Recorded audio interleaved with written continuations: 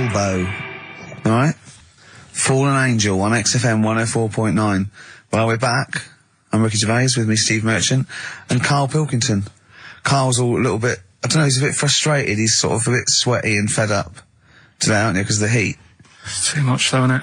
He was taken out, he was sort of wanted to fight. You know, he doesn't usually like to fight. I sort of like lead on him and try and rub his head.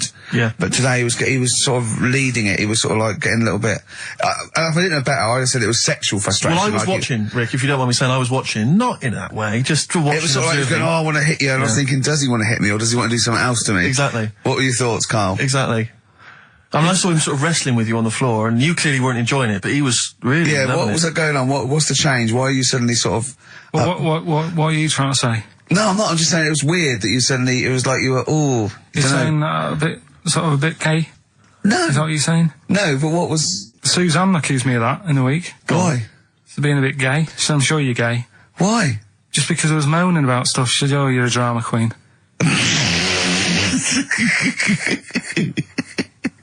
Right, well that's what were you moaning about? Not having enough gay sex? That she didn't have a knob. Yeah. It's going, oh, why don't you get yourself a nice little knob? Yeah. I mean, can I call you Frank, please? Could you wear this false beard? Yeah. It's just, well, we'll talk about it later. It was about the Seven Wonders. I just wasn't that impressed. He wasn't impressed by it. He said, well, we'd say that, yeah. Well, we got a top show coming up, haven't we? But if you are a little bit, just a little bit sexually, you know, don't be afraid to let it out. I mean, if you want us to relieve you of it. I'll tell you what. Let's have a little bit of Maggie May by Rod. Oh, it's a beautiful day. Killing a Georgie. That's your favourite song, isn't it? Oh. That's weird, isn't it? Strange, isn't it? That's weird. I'd like to hear Rod Stewart singing about a lovely lady, please, Karl. As would I. You can picture whatever you want. Bit of Rod. Maggie May on XFM 104.9. I'm Ricky Gervais, with me Steve Merchant and Karl Pilkington. Steve. Well, I've only just read about this, and I don't know anything about it. This naked rambler, Steve Goff. Yeah. Is he doing some kind of... He's doing a walk from Land's End to John O'Groats. Is he completely nude? Yeah, he's been arrested 10 times on the way, apparently. Right. It says here that Nora Goff, his mum, she's in her 70s, she's begged her son not to walk naked from Land's End to John O'Groats. She said, I don't know where he gets this from. Certainly not me. I am and have always been quite conservative. He would never have been allowed to walk around the house without covering himself up. I wouldn't go as far as to say I'm ashamed of him, but I do not approve of what he is doing. Having said that, it's good to see him on the telly. yeah, it must be. It's not about anything. It's lovely. It's not embarrassing until they're famous with it. However embarrassing it is. But I can't believe my son's a serial killer. Nice to see him on the telly. He looks like one. He's not, obviously. Yeah. You know, I mean, what is he doing? I don't Steve understand. wouldn't say he was, and he's not. He's just a rambler. But he's there, right? What's his motivation? He's just walking to, I don't know. It's just a nudist, I suppose. Right. And there's a picture in there, and Karl looked at it and he went, oh. What's the point of that? He went, well, look at him. He's got shoes and socks on. He's got a rucksack on. He's got a hat on. He's not nude. He's just got his knob out. Yeah. But he's got a full beard, thinking, oh, I want to hide some skin. Whereas this little chap needs the air. I'll pop him out all the time I can. They really annoy me. Because it's in the supplement today as well, with the Mirror, right? And they've done a bit about nudists and that. Yeah. Again. Same problems all the time. Go on. There's like an old fella sat there, just... How do you know he's old? Well... Why are you looking, Karl? Looking at his face, aren't you, presumably? Yeah, I'm just saying he's old and he's sat there smoking a pipe. Sure. With his sandals on. Yeah. They're quite normal, just with his knob out. But look, he always make the same mistake. He's got a little white deck chair. Yeah. If you're nudist... Don't go for white. Why? Sitting on that, getting a bit clammy and stuff. White, don't go for white. Go for darker colours. I don't know what he's talking about. So do I, but I love it. I love the fact that he's just got loads of pictures of naked men. Yeah. Walking around with loads of pictures I'm just saying, a dirty arse on that. I think we've discussed the news before. I don't understand the impulse at all. I do find it bizarre. I mean, there's a picture there of 3 men nude in a pub. Yeah. Just having a chat. Yeah. Just having a chat. Oh, look at Karl carrying around those pictures. I mean, okay, fair enough walking around outside, but indoors? In a pub? Nude? Well, it must be a nudist Pop on a pair pub. of shorts. That must be a nudist holiday, I assume. As opposed to, like, the local. There is, though, isn't there? There was a thing in Bazaar magazine the other week where Sure. there was a picture of some people. They've got an airline of their own now. What, nudists? Nudes. Nude airline? So you can get on there. Your holiday starts as soon as you get on. Sure. And, but what's the point? Well, I'd be worried just about banging against things. You know. So to speak. Yeah, my shoes and things. Or spilling the when the waitress comes along. What, the air and might she spill hot coffee? Yeah, that's a good point. Would she have to be nude? Would the stewardesses have to be nude? I don't know. But that bit as well, where they walk down the aisle and they have to check if you've buckled up. Yeah. She's like, excuse me, miss, can you just... And over 50s, it's always over 50s. Right, yeah. So it'd be an old woman on the plane. Yeah, yeah. It'd be like, can you just lift your left foot up so I can see the belt? Yeah. Yeah. Oh, God! Yeah. Oh, Imagine dear. if you've got to go into the crash position. Oh, God, yeah. You know? The last thing you see is your John Thomas. John Thomas. As you go crashing into a mountain. Terrifying. And then what if you've got to abandon ship? I know. Well, how would they explain that? Yeah. Go onto an island. Exactly. All right. Or being picked up by, a passing ship. Yeah. Carl, you notice they also play volleyball a lot, don't they? Yeah, I mean, you've always mentioned that, but I thought you were joking, but they love it. Yeah. They said that's what they do. They get to this special holiday That camp. can only be... Either they got the idea from sort of like Carry On Camping or Benny Hill, or they actually like it jiggling around as much as possible. Yeah. But is that safe? Well, I assume so. You play volleyball with trousers on, don't you? I wouldn't have Yeah, thought... but there's a bit of support there. I mean, I was watching athletics, right, the other week. Yeah. Right? Yeah. And I was watching it because there's a lad who I went to school with. He's like winning gold medals and everything now in the Olympics and stuff, right? So I was looking out for him. Now, if you went to school with him, I'm assuming he's got 3 legs or something? No, he's normal. just a regular guy? He used to push me on my go-kart, and so I feel like You've trained I was him, there yeah, from in the the start, training up a bit. Yeah. And watching the programme, and there was swimming in it, and I was watching that for a bit, getting a bit annoyed, because that butterfly stroke, Yeah. I don't know why they do that. No, nor do I. It's just hard work. It doesn't make you go any faster than, let's say, that stroke. The Yeah, crawl. don't do that. That stroke on radio doesn't work. The crawl, yeah. So I was watching that, thinking, that's annoying. Yeah. And then they got onto the running bit, and my mate's in this race. Yeah. Now, they do the side shot, don't they? So you can see who's in the lead. Sure. And then they do that front shot, where it's absolutely pointless. The only reason to do the front shot, I think, is to keep women interested. Because you can basically see his tackle going from left to right, being battered all over the place. Why were you looking? Seriously, you had no choice. If you wanted to watch it, it was like, I was interested if he was going to win, but it's like, But why did you turn over and watch Charlie's Angels instead? Because I wanted to see if he won the race. Or flip back at the end. Just flip back to get the result if you don't... Well, Yeah, or at least turn away or close your Well, eyes that's what you've on seen. the front shot. No, I wasn't. I just... Suzanne weird. was happy. Suzanne was loving it. Yeah. And I was like, whoa. Yeah. Just go to the other shot. But they were showing you the front shot and running along there. They could have just shown the top half, but they didn't. Sure. It was there. It's just heads moving along at 25 miles an hour. Yeah. Well, I think you're meant to see the running, the actual legs moving. It's athletics coverage, isn't it? It's not like... But they don't show you a shot from behind. Did you want that? And I didn't want that either. It sounds like you were disappointed. Yeah. Play a record. What are we having? Better Radiohead? Yeah, it'd be brilliant, wouldn't it? Incidentally, last week, you remember, we began the show by talking about knobs. Yeah. I think we've got a bit more knob news this week. There's not much coming up, is it? Knob news is on the After way. Radiohead, more cock. Radiohead and go to sleep.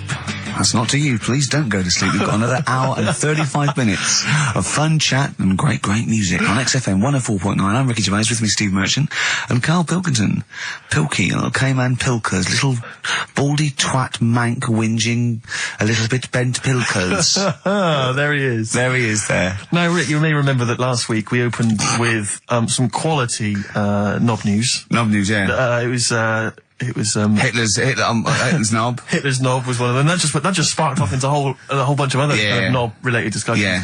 And I'm pleased so far to see that we're almost at the halfway mark for this first hour, and so far we've only talked about nudity and/or todgers. Yeah. So excellent work from us. Well done, lads. Yeah. I'm looking forward to Dr. Fox and the rest of the Sony award committee listening to this one. Yeah. But more knob news. I don't know if there's a jingle for that, maybe. You nearly had the eye out. Knob news. Knob news, excellent. This is an extraordinary story. A woman tried to sue her bosses for £210,000 after finding a cooked penis in a canteen stew. Hospital cleaner Sophie, something, I can't quite pronounce that name, was eating goulash for lunch and could not cut one of the lumps of meat. Oh, you can see where it's going. I've got so many questions already. I know. She picked it up and tried to chew it, but it was too tough. Then she inspected it with workmates, who all agreed it was a penis. Imagine that discussion. Yeah. Miss McLata said she vomited for the rest of the day, instantly became a vegetarian, and had to have psychiatric help. It's not known whether the organ was from a human. The case continues. Well, it can be found out, so that's one thing. Obviously, that doctors aren't confused. They're not going, I don't know, I've never seen one like it. Yeah. Also, why is she eating goulash? I know. I mean, that's my first question. Why? Yeah. You got lunch. Oh, what do you want? Oh, no, I fancy some goulash. Yeah. Oh, some gooly lash. Gooly lash, Thanks very like much it. indeed. Lancashire cockpot Oh, is on the menu. Brilliant. Only £5.50. Wangers and mash. I'd love some wangers and mash, please. If you've got any knob-related puns, knob-food-related puns, then call XFM on 3426 14094. Ricky.Gervais at xfm.co.uk. Call Chris Miles at radio1.xfm.winginmank. Yeah. Cock-co-gay. Cock a van. Cock-o-van. It's already done for you. There's wangers and mash, cock-o-van, Lancashire cockpot. That's just off the top of our brains. Yeah. So, if So you've got if any you of your wanna- own, keep them to yourself. We're not interested. What do you make of that, knob news? And he's in a hospital. I don't think so. Oh, yes, it was a hospital cleaner. You're right. hospital Oh, cleaner. God. I know how your mind's thinking already. There's been a mix-up. What kind of mix-up? I love that. What, some bloke's gone in, some lesbian's gone in, wanting a sex change, she's got a carrot for a cock. Bit of stewing steak. Stewing steak. Oh, that would be great. You're not a doctor, you butcher. This is not funny. There was some other news, whilst we're doing the knob news, just cram this one in. There was some story on some news website about some lad who wasn't happy with what he'd been given. Right. What do you mean? He had an op? No, he wanted to have an op. He wasn't happy with what God had given him. Yeah. Yeah. What the Lord had popped downstairs for him. Sure. And, Sorry, no, wait a minute. Was he a bloke who wanted it? yeah, fella. And what he happy with wanted, he didn't want a knob, or he wanted a bigger knob? What a bigger one. Right, okay. And, cost £5,000. Right. And they made a mess of it. Well, how did they make a mess of it? Don't know, it came out smaller than they went in with. Well, no. What do you mean? That's I don't know all the ins and outs. Oh, God. It's just Well, like he borrowed the money off his There's mum. been a slight mix-up. He borrowed the money off his mum? I love that. How bad is that? What do you want for your birthday, son? Yeah. Interesting. Thanks, Mum, for asking. A couple of bits of news as well. Hello, Doctor. How did it go? Well, firstly, don't look under the bandages and don't have the goulash for lunch. It was smaller than you went Mum, in we got £5,000. Why? Just give me tell me what it's for. with. You can have it if you tell me what it's for. Well, look at that. Oh, you need a bigger one. Yeah, definitely. There's the money. Yeah. On you go. Nothing can go wrong. What did he say to the doctor then? That's rubbish. I didn't read all the ins and outs. I just, like I said, I saw Just it. looked at the picture. They want a picture. But you just thought, well, thanks for it. You just thought you'd pop that one in. Thanks. Yeah, that's the end. Yeah. Knob News Extra. Yeah. Play record, Carl. So if you've got any knob news, we've got one more show left. Send that to ricky.gervais at xfm.co.uk and we'll hopefully get that knob news on there next week. Yeah. All right. Some Dizzy Rascal. Oh, Dizzy Rascal, yeah, he's one of the hot new English rappers. Let's play it. Dizzy Rascal, apparently, according to Carl, he hails from Bow, if he's listening. Good work. I have a number 3 hit with that. XFM 104.9, Ricky Gervais reading a magazine, Karl Pilkington, in a good mood today, so everything to play for. Some adverts. XFM. Loosen Your Hold. South. That's great, and I love that one. On XFM 104.9, I'm Ricky Gervais, with me Steve Merchant and Karl Pilkington. Good Karl, choice, Rick. Good choice. Karl, cheers. What are you thinking, Karl? What have you been doing this week? What's been going on? Yeah. You'd be miserable because of the heat, obviously. That's getting me down. Yeah. It's just the way people wander about as well, with next to an out on. Yeah. I'm always amazed by the men. It's just a certain breed of man. Guys, sometimes it's kind of builders, mechanics, taxi drivers, van drivers, but not necessarily students, all sorts of guys. And you sort of watch them walking down the street. They'll be walking down the street, girls, you know, will see in their sort of summer gear, and it's literally, you know, eyes go, look at those legs, oh, knockers, oh, I can't believe my luck, oh, you know, and they're sort of talking to their mates, they're checking it, oh, it's an arse, I can't believe it, oh. Yeah. And it's like they sort of forget, there's like some kind of amnesia that sweeps over them during the winter Like months. it's a surprise. Yeah, and then it's like every time summer rolls around again and girls pop on, they goes, I can't believe it, where have they been? They're back. Yeah. And they get so excited. Excuse me, love, but they have tits under their window. Exactly. Well, yeah. Bloody hell. Brilliant. It's great to see them again. Yeah. And then he gets to sort of walks over and they go, where'd they gone?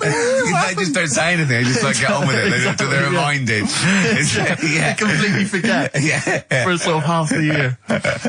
There was a fella this morning, I just nipped out having a cup of tea, reading the paper, reading that bit about nudists and that. Sure. And little old fella, must have been 75, Okay. walks past, shoes, socks, sort of shorts, but because he's old, I don't think he's got like a normal pair of shorts. So we're like suit pants, but short. So really smart shorts I've never seen before. Yeah. But the thing is, with him being old and thin, Yeah. it's just, don't do that. Don't walk around like that. What, the legs? The legs and the back. He'd look like a little tortoise without his shell on. And you, everybody outside the I've cafe. always wanted to see a tortoise without its shell on. Yeah. Just to see if it would run really fast and go, this is brilliant.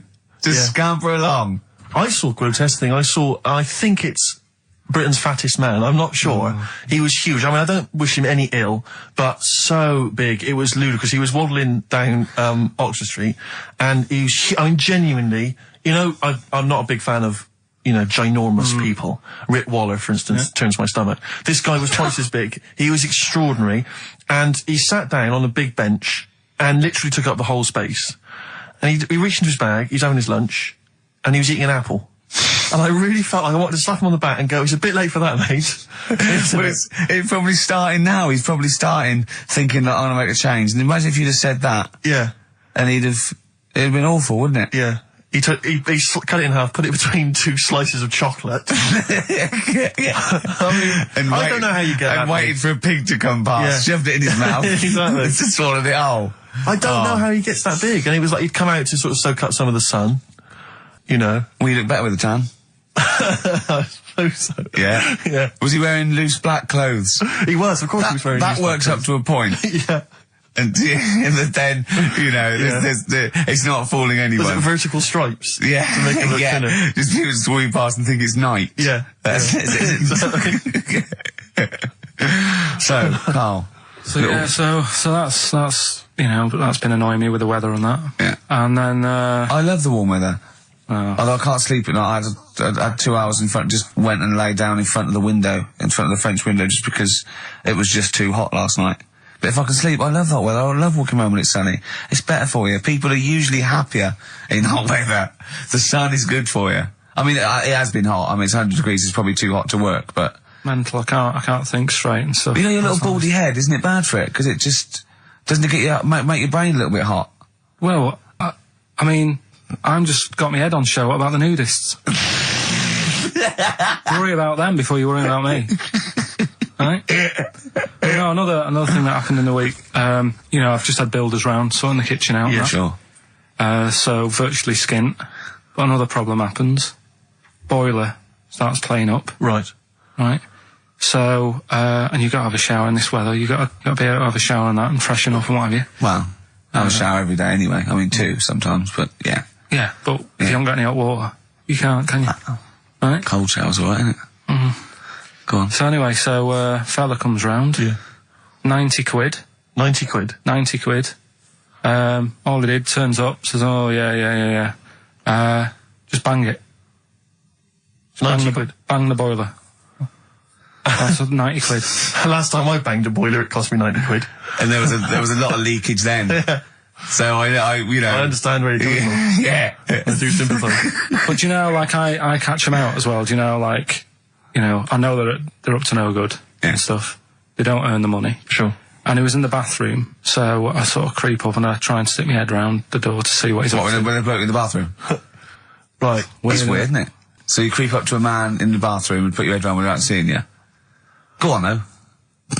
Fair enough. Right, do you want to go over what happened that time when we were in the pub and I go to the toilet and you're trying to get in? What happened? Is that normal? Go on, what happened? Go on, go on, I'm not ashamed. What happened? Go on, say it. Say it. What happened? Well, don't start a story and then don't finish it. Or we'll do it later. Tell us now. He was in the cubicle, and he got in the cubicle to have a piss to avoid me annoying him, right? So what I did, I got some like liquid soap, and I just put it over and squirted on him, and he came out going, "Look, it looks like someone's just effing jizzed on me. I've got effing jizz on me back." I had to walk through Soho without me back. I was walking through Soho, when was it we had to go to the, when we went to the Ivy with those people? Wednesday. Something like that, yeah. We had a business meeting, right? And, we were walking around the Ivy, it was about 11:30, and I was going down Old Compton Street, and as I got to just going past Mamma Mia, something hit me on the shoulder. I looked down, and obviously it was bird shit, but just for a split second, I thought it looked like jizz, and I just thought, oh God, because no, and I sort of wiped it off, and I thought, right, I got to wash my hands when I get in. It obviously wasn't jizz; it was pigeon shit or something, right? But I had this pamphlet once when I was at ULU. Terence Higgins Trust left this pamphlet, and it was all stuff like safe sex, and it was stuff like. Honestly, I swear, it said things like, you don't have to have full intercourse. It said you can do lots of other things with your lover, like... It said like come into some fruit, e.g. a melon. It says, with friends, just come on the back of one of them, right? And then this is the bit that made me think, and I thought, oh my God, when I looked down, sort of on my shoulder, it says, come out of a window. Yeah, on any passing celebrity. Oh God! Oh, I'll get that pamphlet. If anyone's got that pamphlet, it was brilliant. So, yeah. Good, right, well, let's play a record. Do you reckon Noel Edmonds did stuff like this on his show? He's back. Oh dear. Smiths and Usk on XFM 104.9. Before that, we had Spunky News. Spunky News. Coming up, Monkey News. That's the sort of linked. This is Dr. Fox is no better than this. No. You must see we're getting better now. Yeah. Have you got any other news there, Carl? Well, you were just talking about bird muck. What a classy show this is. Yeah. Bit of it, I imagine someone just having a barbecue, tuned into this. Yeah. Can you turn the radio off? He's talking about coming out of windows again, darling. It's putting me off my sausages. Oh, well, I was walking down the street and this pigeon, sparrow, whatever, did its thing, and it landed on my ear, and I was like, oh God. So I thought, well, I'm not going to wipe it off. Why not? Because I don't want to get it on my hands. Right? So I thought I'd leave it till I get home. So it's probably about... So you went to work. Oh, met some friends. Yeah. Oh, about midnight. Went on the pool. So I was best man, so after the speeches, that is brilliant. No, it was on there for, I don't know, half an hour or something like that. Brilliant. And I get home and get Did it not kind of slowly ooze down your neck? No, it's fairly hard. Right. And sort of corroded my ear. What are you talking about? Why did you leave it there, though? Why not just wipe it off with something? I can walk round with... Pop in a newsagent and buy some tissues. And then I look stupid. What do you mean? Where is the bird smuck on your ear? Brilliant. They're all wearing that now. But no, what is it they eat? It's alkaline. No, it's really strongly alkaline, isn't it? Or is it acidic? I don't know. Maybe someone knows. Is bird milk acidic or alkaline? But it's corrosive, yeah. Weird, Yeah. weird. Weird, It isn't it? didn't seep into your brain. Yeah. Listen, do you want to do you want to set up Songs of Phrase? Yeah. Oh, God. If you've not heard the show before... I thought we weren't doing this week. I thought we weren't. No, we'll do it once, right? And then next week's the last one, so we'll do Rockbusters. Leave That might be the last one ever, depending on whether Carl decides to come back Yeah. in October or not. I'm bored of it. I told you I'm bored of it. Why are you bored with it? I get bored quick with stuff.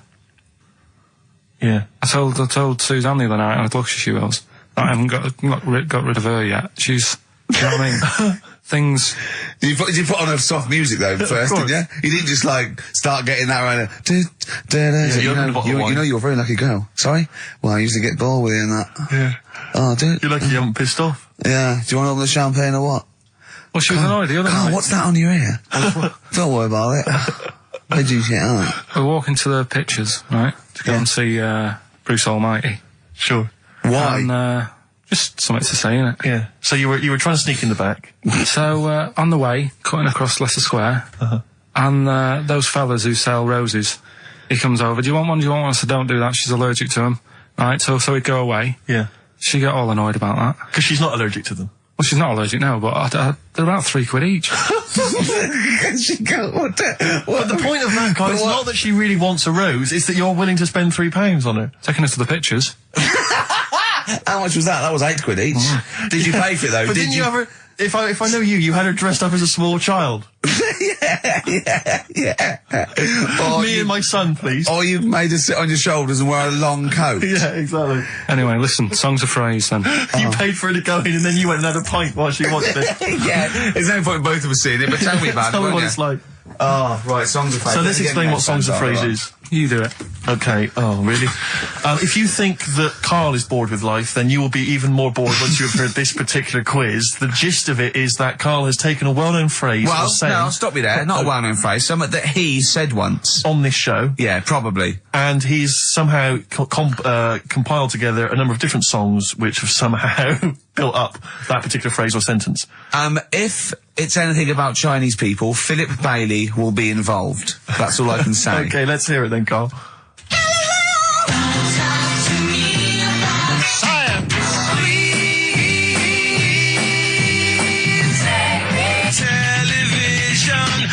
Right? Alright, I don't know what that is. I don't know what that was. This is appalling. I don't know This is what that appalling. is. Carl, I do not know what that is. What is the phrase? I just was saying last week about everyone's raving about Galileo. No, they're not. No, they're not. Raving about Galileo. No, they're not. No, That sounds they're like not. a sort of B-side from Yeah. the Buggles. Everyone's raving about Beyonce and Robbie Williams. Yeah. They're not, people going, Pop what, Idol. what are you into? Galileo's good. Yeah. Forget it. No! Placebo, song for Carl there. That's Special Needs on XFM 104.9. I'm Ricky Gervais with me, Steve Merchant, Karl Pilkington. We were doing Songs of Phrase. Oh yeah, I forgot about that. Yeah. Oh god. So what is this phrase? What is the phrase, Carl? Last week we were talking about Galileo, Right. and I just was saying, years ago, I can't remember now, when was it? When was he doing his thing? End of the 16th century, I think. Right. And he was messing about, trying to find out about speed of light or something, is it? No, he did lots of stuff, Galileo. All I was saying is, Gravity, back then, yeah, surely yeah. everyone was saying, stop messing with that, make us a telly. You know what I mean? There was other things that people would have been happier with, Sure. back then. Like they Yeah. didn't So now. the phrase exactly is what? The well-known phrase is what? Galileo, oh, it goes like this, doesn't it?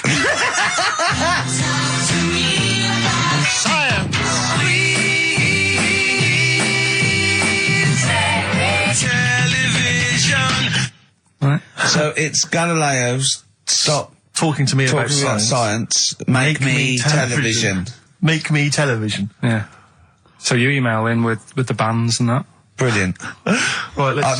That is rock bottom. I mean, the well-known phrase being Galileo, stop talking to me about science, make me television.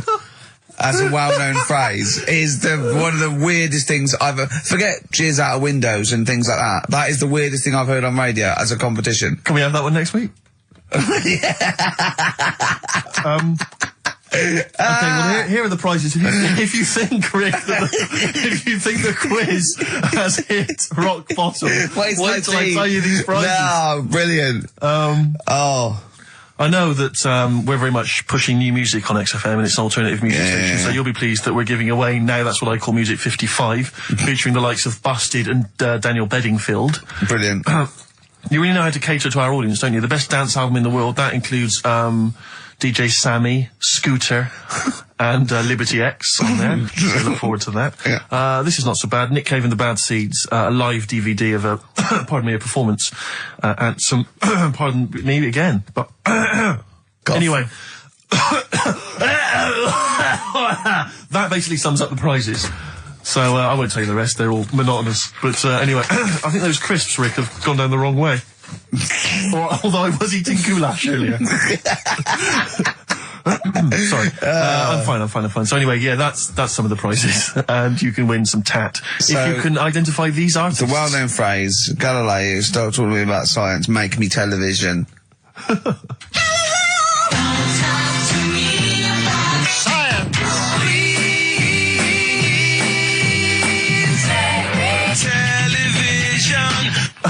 I just emailing. But easy this week, I think. Those, yeah. Play a record, Carl. I mean, it's ridiculous. Ricky.Gervais at xfm.co.uk. The Pixies on XFM 104.9 Holiday Song.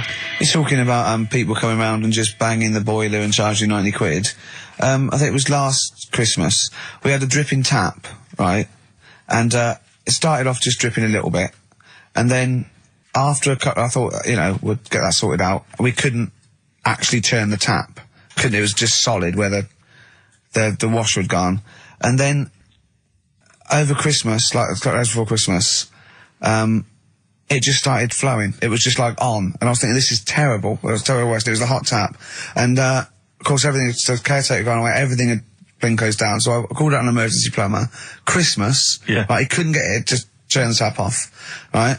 So he was trying, and in the end he said, well, what I could do is I could just squash the pipe, right, cut the pipe and squash it, and then you could change the whole thing. I'm like, yeah, whatever, right, because I can't have this, I guess. So he said, I've got to go to the van, and he got this tool, came up to squash the pipe. He was only a young lad, right?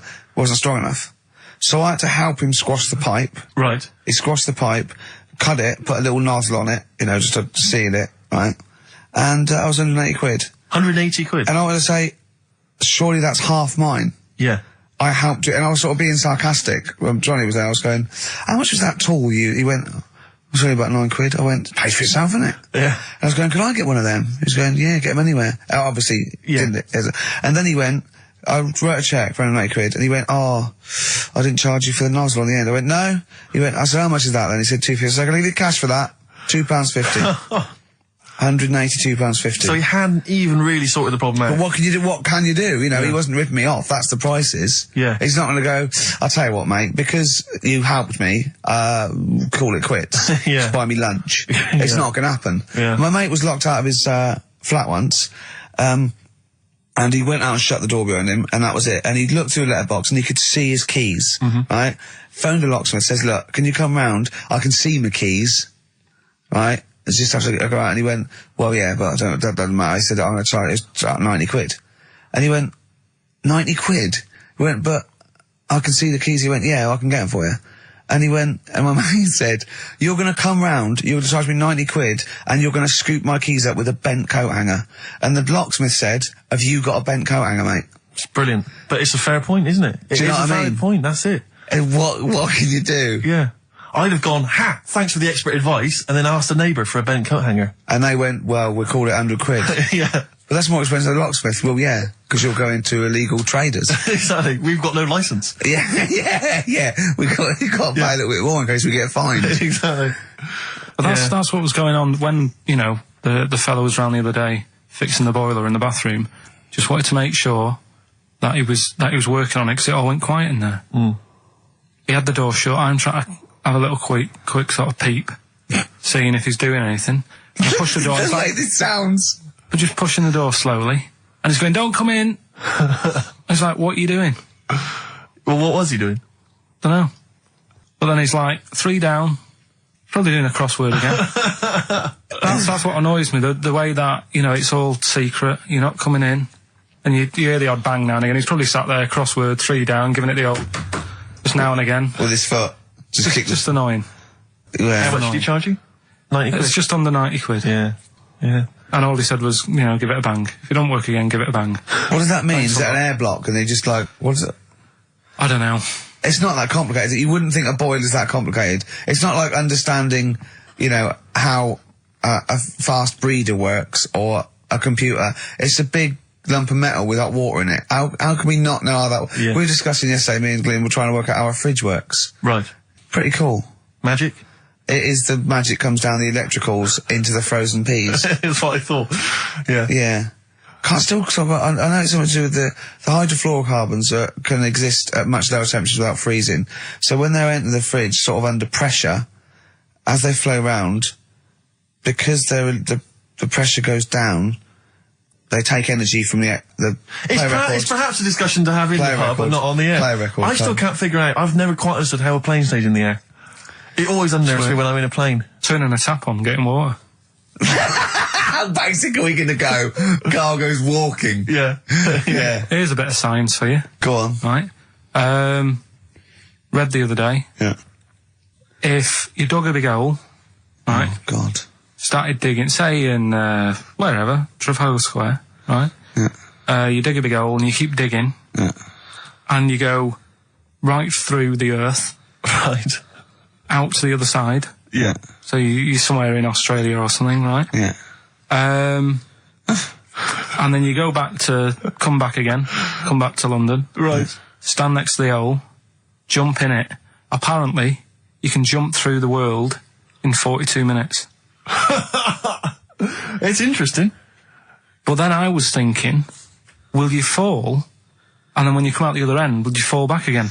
Well, yeah, you would, wouldn't you? What would happen is, you'd accelerate 10 metres per second to the centre of the earth. But you'd have such inertia, you'd nearly go as far out the other end before it was like a bungee jump. So you'd nearly get as far as the other end, and then you'd go back again, and you'd keep going until back and forth, getting further and further away from making it until you went sort of back and forth in the centre, and then you'd stay still in the centre. Have you drilled a hole through the earth? Get in touch. Email xfm.co.uk and just let us know how you got on. Did you get to the other side? Did you get to Australia? Did you buy one of those funny cork hats? Did you see Paul Hogan? How does a fish work? Darkness, growing on me, XFM 104.9. I'm Ricky Gervais, with me Steve Merchant and Karl Pilkington. I lost him, didn't I, in a little conversation? Yeah, you were talking about quantum physics, to be fair. Yeah, I was just explaining what a black hole was, because we were talking like that as well last night. And just halfway through, he just went, yeah. And put his headphones on. Yeah. Brilliant. Yeah. Oh, the thing about Carl is he speaks with such authority about things that he thinks he knows about. Monkeys. And when you try to explain to him about stuff, you know, he goes, no, of course ghosts exist. And you try to explain to him why it's conceivable they don't. No. He can't be bothered with that. Yeah, you did all your learning at about 12, didn't you? Yeah, but I'm still picking bits up now. Said without irony. Oh, brilliant. What have you learned recently? Anything interesting recently you've learned? Darwin, that's why I was asking you about him. Right. Yeah, Darwin, we know what you did, didn't you? I don't know what he did. I just read the other day that they've got a treatment for whatever illness he had. I thought it was a bit late. Can you imagine that, saying that to his family? What did Darwin do? I don't know, you were just trying to explain it to me, but I'm busy doing stuff, aren't I? I can't take it all in whilst I'm sorting the ads out, putting CDs in. You know what I mean? Ticking off the knob news. No, but he formulated the theory of evolution based on natural selection. Yeah, but wait, though. Do you think that's good? Do you think he's well done? You're impressed with that? Because you're not impressed with things like, you know, you famously said, Newton, so it said gravity, but it was already there. If we'd have been floating around, it'd been a problem. We weren't, so keep out of it. That's what you said. You said Einstein. I've never used EMC squared in my life, but the bloke who invented the video recorder, I watch one a week. So I wonder if you're impressed by Darwin formulating, I think, the most important scientific theory since Newton's laws. Has it made a difference? Or whatever he said, would it have happened anyway? You can't do that. You're not allowed to say that. You can't say, oh, well done, I'd have found it eventually anyway. You can't do that. You've got to give people their due, do you know what I mean? But now it's difficult to find stuff because there's less to find out now.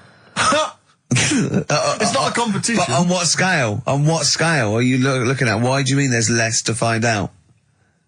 Well, no, I mean, they're bringing stuff out that... Do you know what I mean? It's The just... iPod. Well, yeah. Sure. Didn't see the point in that, No. the iPod. Do you know, he actually listed the 3 songs he'd ever want to carry around with him. I can't remember what they were. What are the 3 What songs was it? you'd put on Killing your a iPod? Georgie. Killing Georgie, yeah. Yeah, what else? Probably have Elvis in the Ghetto. Right. Yeah. Moving. Living in the City. Stevie. Do you know what I like? Do you know why that? Because that's like a little film to him. Yeah. That's 3 songs where there's a little story. He knows the ending. Yeah. But it's someone singing it to him. A little... Just put them on it. How many songs can it hold? Well, 7,500. 7,500. Put that on 7,500 times. Sure. Well, you don't need to, do you? I mean, that is like that joke. The wish. Imagine putting on 7,500. You know that joke about you got 3 wishes. It says a never-ending bottle of Guinness. And he goes, second wish, you have 2 more of these. Yeah. You don't need to put them on 7,500 times, do you? No, you don't have to. Never mind, Carl. Never mind. Answers rushing in, we should point out, for the quiz. Most of them agreeing that it's pointless. Some people have called it... It's songs of phrase, of course. Some people are referring to it now as songs of arse. Which is more than appropriate. But you'll be pleased to know that it's ending this week, and next week we've got the return of the even more pitiful Rockbusters. For the last one. That's back for the last one. We perhaps also need your petitions to Carl. If you want us to stay on the air, then you need to petition Carl, giving good reasons why he should stay, why this show isn't boring, or rather why he shouldn't be bored by it. I mean, you're bound to be bored as listeners, but obviously he's running out of steam now. What are you fed up with? You're just fed up with, in general, are you? I mean, you want your Saturdays back, do you? Just want a bit of a life back, that's all. But you don't do anything with your life when you've got why it. don't you do this instead of, like, your day job? Can't. It's more important than my day job, innit? That's what earns the company money and that. Know what I mean? Well... So... Why don't you do a regular show then? Sack someone who's, you know, quite frankly not putting in the way. I've done that. I did that years ago. What do you mean? Done it. Told you, I've done a lot of stuff. Boxing, done. Tick. Dancing, done. No, you turned up, the place was shut. Yeah, but... Dancing? When did you do dancing? That's when he went and said, I want to do dancing, and he went along to the place, and it was shut, and that was it. And he said, I didn't do it anymore. That's not doing it, is it? Boxing, he had a fight with one lad, then the lad beat him up, and he didn't go again. Oh dear, it's pathetic. Well, anyway, yeah, so this is basically our penultimate show. Next week's the final, and we're all looking forward to that enormously. Yeah. But that may be it forever then, and this, you know, all for one, all, you know, one for all for one. The Three Musketeers, gone forever. Yeah. I, for one, will be pleased. Oh, I have to get some of these taped, because I like coming in and sort of, you know... Incidentally, Rick, don't be afraid to nick as many CDs as you see fit on that last show. People have already nicked them. No, I know, but just take whatever you want. If that 4 Non-Blondes is still there, isn't it? I think it's still there. Because I don't want that to be nicked. Yeah. And I got a feeling, because I don't think there's any Smiths in the library, but there's quite a lot of Gina G. Really? What? What was that sigh for? Nothing. What? Ooh. Play a record. Monkey News is on the way, plus the This results. isn't radio. You've got to keep talking or playing music. Play some music? Yeah.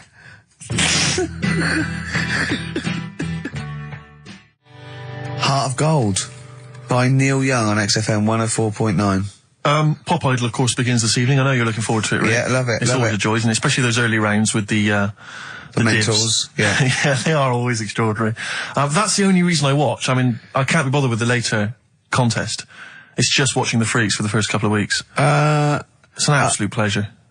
Yeah, I sort of like watching the judges. They're good as well. Oh, the judges are good, yeah. I like the fact they've got their little shtick, you know, the special jokes they've obviously written or just waiting to get them in. Yeah. It's just Yeah. great. But I like when Pete Waterman cries as well. does he cry? Sometimes, if he's moved by it. He's better than bloody Bobby Daddon. Like it, yeah. Rosie Ribbon made him cry. He just wells up and then... like that. That's good, I like that. He talks a lot of old arse, doesn't he, Pete Waterman? I sort of quite like him, Oh, though. I don't know, I find him irritating. Well... It's like he genuinely thinks he's up there with Lennon and McCartney. That's one of the great kind of pop swingales of his time. Yeah. And, you know, I don't know, you wrote songs for Sunita. Well, Don't yeah, be that let's not knock him. There's Foxes on there. True, no, Dr. Fox is a genius. And obviously can step in if there's any medical emergencies. Rick Waller, you'll be pleased. Now, obviously, as you know, I'm a huge Rick Waller fan. Not only has he got a great singing voice, but he really is a picture, isn't he? No, I know it's a bit harsh. I've said it before, but he does make me a little sick to the stomach when I look at Rick Waller. And to be honest with you, it's his own fault. You know, he went in Celebrity Fit Club, he had a chance to sort things out, and his attitude was wrong, and he didn't trim down. And he's, for want of a better phrase, a bloater, and slightly grotesque. But, you know, he's in the paper this week saying that it was all because of his image. He didn't fit the stereotype of what pop stars should look like, blah, blah, blah, blah. Well, he's disgruntled by this. He's got a great singing voice. Well, he has got a great singing voice. But the point is this, Rick, the point is this. Since the days of Elvis, since the days of Bing Crosby... He's not as fat as Elvis. But you're a star because you have to have the whole package. The voice, the sex appeal, everything. We know how it works. Kids buy it. It's pop music. That's what pop music is. You know, if you want to be a big fat bloater, you've got to at least be as good as Barry White. He isn't. Or Pavarotti. And so anyway, he set up an organisation. He's already got a band. You know, he's got a band. You're saying, get over it. The world should revolve around looks. Well, no, I'm saying pop music. That's what pop music is. I mean, this kind of obsession with he should get a chance. But not on record. No, I know, but be a backing singer. The point is, this kid wants to be a star. He wants to be a star, doesn't he? That's the point. He doesn't want to sing and make a couple of records. He just wants to be a star. He wants to be a celebrity. I'd have thought that's the real rub, that actually he's not being truthful with himself. Yes. He doesn't just want to make beautiful music and sing well. He wants to be, you know, carried round on a sedan chair and adored. Imagine that. I know. He'd have to have a lot of money to pay for the entourage that can carry him out. 4 elephants needed. But he's got a company now. He set it up with his dad. It's a management company. It's called Star Search. And basically, he's hoping to break the fickle industry, expectations. And so if you're a bit of grotesque, if you're a freak of some kind, if you're someone that Karl, you know, would be impressed by or, alarmed by, then you can get in touch with Rick and he can put you in there. Women with beards, little midget fellas, whatever it does not fit the usual norm. Should we cut along? I'm thinking the three of us next week. We won't have much to do after next week. You know, Ricky's got a bit of a singing voice on him. I'm learning to play Blowing in the Wind on the keyboard by Bob Dylan. Yeah. So I can master that. I don't know what you can do. You can dance, can't you? You know that, you've done it, you've done dancing, so... Exactly. It's like, you know... Little Donkey. We'll have a hit at Christmas. Perfect. I'm good at that. What were you meant to be playing when you did Little Donkey in the play? Drums to We Three Kings. But you just busted live, didn't you? Done that. We're just talking about looks and stuff, right? Always. Because, you know, it sort of cheeky freak of the week, we did that and I stopped doing it. Sure. It was upsetting a few people. There was a thing on the website the other day about Elephant Man. Yeah. Right? Just keeping up to... You know, up on the news, what's going on there. And, Drunky news. They did a thing about him and what he'd look like if his head wasn't messed up. Yeah. Yeah. And they made a little picture for him. Was he quite good looking? Not bad looking, but you can't use it. It's not like you can't put it on a passport. Sure. Yeah. Well, and the fact that he's been dead for several years. Yeah. No, but they also do that sort of thing for people who are alive. They say, this is what you look like. So you can't use it for that. Yeah. You can't use it. That's sort of like rubbing it in, though, isn't it? Really, it is a bit. Yeah. Unless they said, "Good news, you were ugly anyway." Yeah. To be quite honest, you wouldn't have pulled it. You didn't look like an elephant. If you were symmetrical, you weren't a looker. You couldn't use it on a little dating agency picture. This is what I look like. Yeah. This is what I would have looked like. And they phone up and go, I'm intrigued, what do you mean would have looked like? Well, I'll see you, as we said, 7 o'clock. How will I recognise you? I'll be eating buns. Yeah, look for the giant cauliflower. Yeah, in a coat. Exactly. I love the fact that you're keeping up to date with what the Elephant Man might have looked like. Yeah, exactly. That is amazing. Karl's news is largely what's happening in around 1880. Yeah, or what might have happened around 1880. No, but it's sad though. Did you watch that thing in the week? That What Are You Staring At programme? I didn't know. I couldn't face it. I know what you mean. It was about people who'd had unfortunate deformities. Yeah, and it was really sad. I suddenly felt bad about, you know, some of the stuff we'd talked about and what have you. Cause Can I just say something, like, that's quite a nice thing to say. I suddenly felt bad about some of the things we talked about. Should we go over what we've discussed today? What? What subjects have we brought up today? How can you feel sorry about things like that when we're still doing it? No, I'm just saying, you know, you have a laugh and that, but then you see a programme about it and you go, oh. What, you realise they're real people you're talking about? Yeah. When do you ever forget that? When do you ever forget that when you bring up these cheeky freaks of the weeks, or when we talk about Rick Waller, that there's not a real person on the other end thinking about it? Yeah, but sometimes it's hard because they don't look like real people. Don't slag off Rick Waller. That girl was on with a big head. It's like Bo Selector. We played some Dizzy Rascal earlier, And that was wicked. exactly. And he's the new kind of the kind of London rap sensation. Yeah. But let's not forget Credit to the Nation from 1994. They're from Teenage Birmingham now, sensation. Steve. Whatever happened to MC Fusion? He got a lot of bad press at the time. People didn't respect him. But I'm listening to that now. I think it was bloody brilliant. Yeah. All right. And crucial, no? exactly. Adverts. Kings of Leon, Molly's Chambers on XFM 104.9. I'm Ricky Gervais, you're Stephen Merchant, and that little bald head mank over there is Karl Pilkington. Cockaliki soup. Cockaliki soup is fine. That was one from Nick. Thanks for that, Nick. Yeah. Is it I monkey was news? referring to the woman who chewed on a knob in a goulash. exactly. If you just tuned in, you've missed that hilarious story. Yeah. We still don't know why she was eating goulash. I've got a rash, look, come up my arm, look at that. Brilliant. Fascinating. Thanks for that. That's from rubbing his head, getting him in a headlock. And have you got some on your hair? Because look at that, that's like a heat rash. What do you wash your hair with? Have you still got that bird shit behind your ear? What is that? That's really worrying, isn't it? It's like how like the body changes over many years of sort of certain things. Yeah. It's like your body changes to protect yourself from the sun and what have you. Yeah. My head just got used to being rubbed. It's Yeah. reacting now. Oh, that's a defence mechanism. Yeah. Right, I see. All right. Look at that, that's horrible. Anyway, You've got something on your hair, you know. Monkey news? I was going to say the winner. I don't think anyone cares.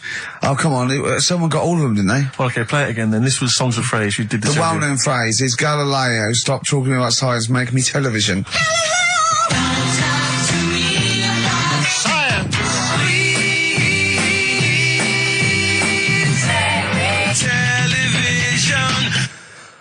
The most convoluted, banal quiz on any radio station ever. I mean, I'm including Moyles, Chris Evans, do you know what I mean? Simon Bates. That's worse than anything they ever did. Apparently, Channel 5 have bought the rights. Anyway, what were the brilliant. answers, Carl? We had Queen in there, Altered Images, Thomas Dolby, Yeah. Beatles, Aretha Franklin, and Red Hot Chili Well, Peppers. extraordinarily, Tracy and John Burton from Colchester and Essex got all of those right. Why they would want the prizes, I've no idea, but good luck to them. They can enjoy those at some point. God bless. Okay, Monkey News? Do you want a bit? Yes, please. Play the Jingle? jingle. This rash is weird. Oh, chimpanzee that monkey news. Right. Right, they were filming a documentary, right, this telly company, Yeah. doing a documentary. Who? Which one? Which one? Which one? Don't know. No, right, what was the documentary about? About monkeys. Yeah. Where was it? Where was it? Africa. Right, when was this? I haven't got a date. Okay. Recently though, since the advent of television, obviously. Yeah. Yeah. Actually, a bit of extra monkey news if you want it. Okay, always. Do you know the, Monkey news extra. Go on. do you know the Halfords ads? Halford's ads. I don't think so, no. What happens? Halfords, they've you know, they sell nuts and bolts and stuff. Right. They were using monkeys in the ads. Okay. Um, Yeah. And what happened? packet. Don't they sell bikes, Halford's? Well, mainly. Bicycles and motorbike stuff in that. Okay, so they're using monkeys in the advert. What happened? I can't handle it. What? I can't do this. Look at What? him. Look at him. I don't care what he's doing. Well, basically, right, they've, there was a load of hassle because they were using these monkeys in this Halfords advert. Yes. Right. And what happened? Get to the point. It turned out there wasn't a problem because they were mechanics in the first place. Well, they were monkey mechanics. Yeah. What are you talking about? Mental. What are you talking about? That's not a Right, story. anyway, listen, let's get back onto They were it. mechanics in the first place. Right, listen. Right, so they're making this documentary. Right? And stumble across a little gang of, Come on! Get on with it, please. little gang of monkeys. That's Yes. the first time I've ever laughed, I'll hear that. I know. Well, brilliant. What do you want? A cake? Come on. Can we play a song? Oh, I don't understand what is wrong with you, you freak. It's making me laugh. Just tell us the story. All right then. All right. So anyway, right. So there's this documentary being made. They found a little gang of monkeys. Right, play a song. I don't know what's going on here. I apologise. It's just if you were looking forward to Monkey.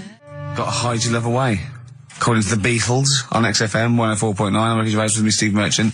Right, Carl, come on. Monkey news. Everyone's composed. The jingle, please.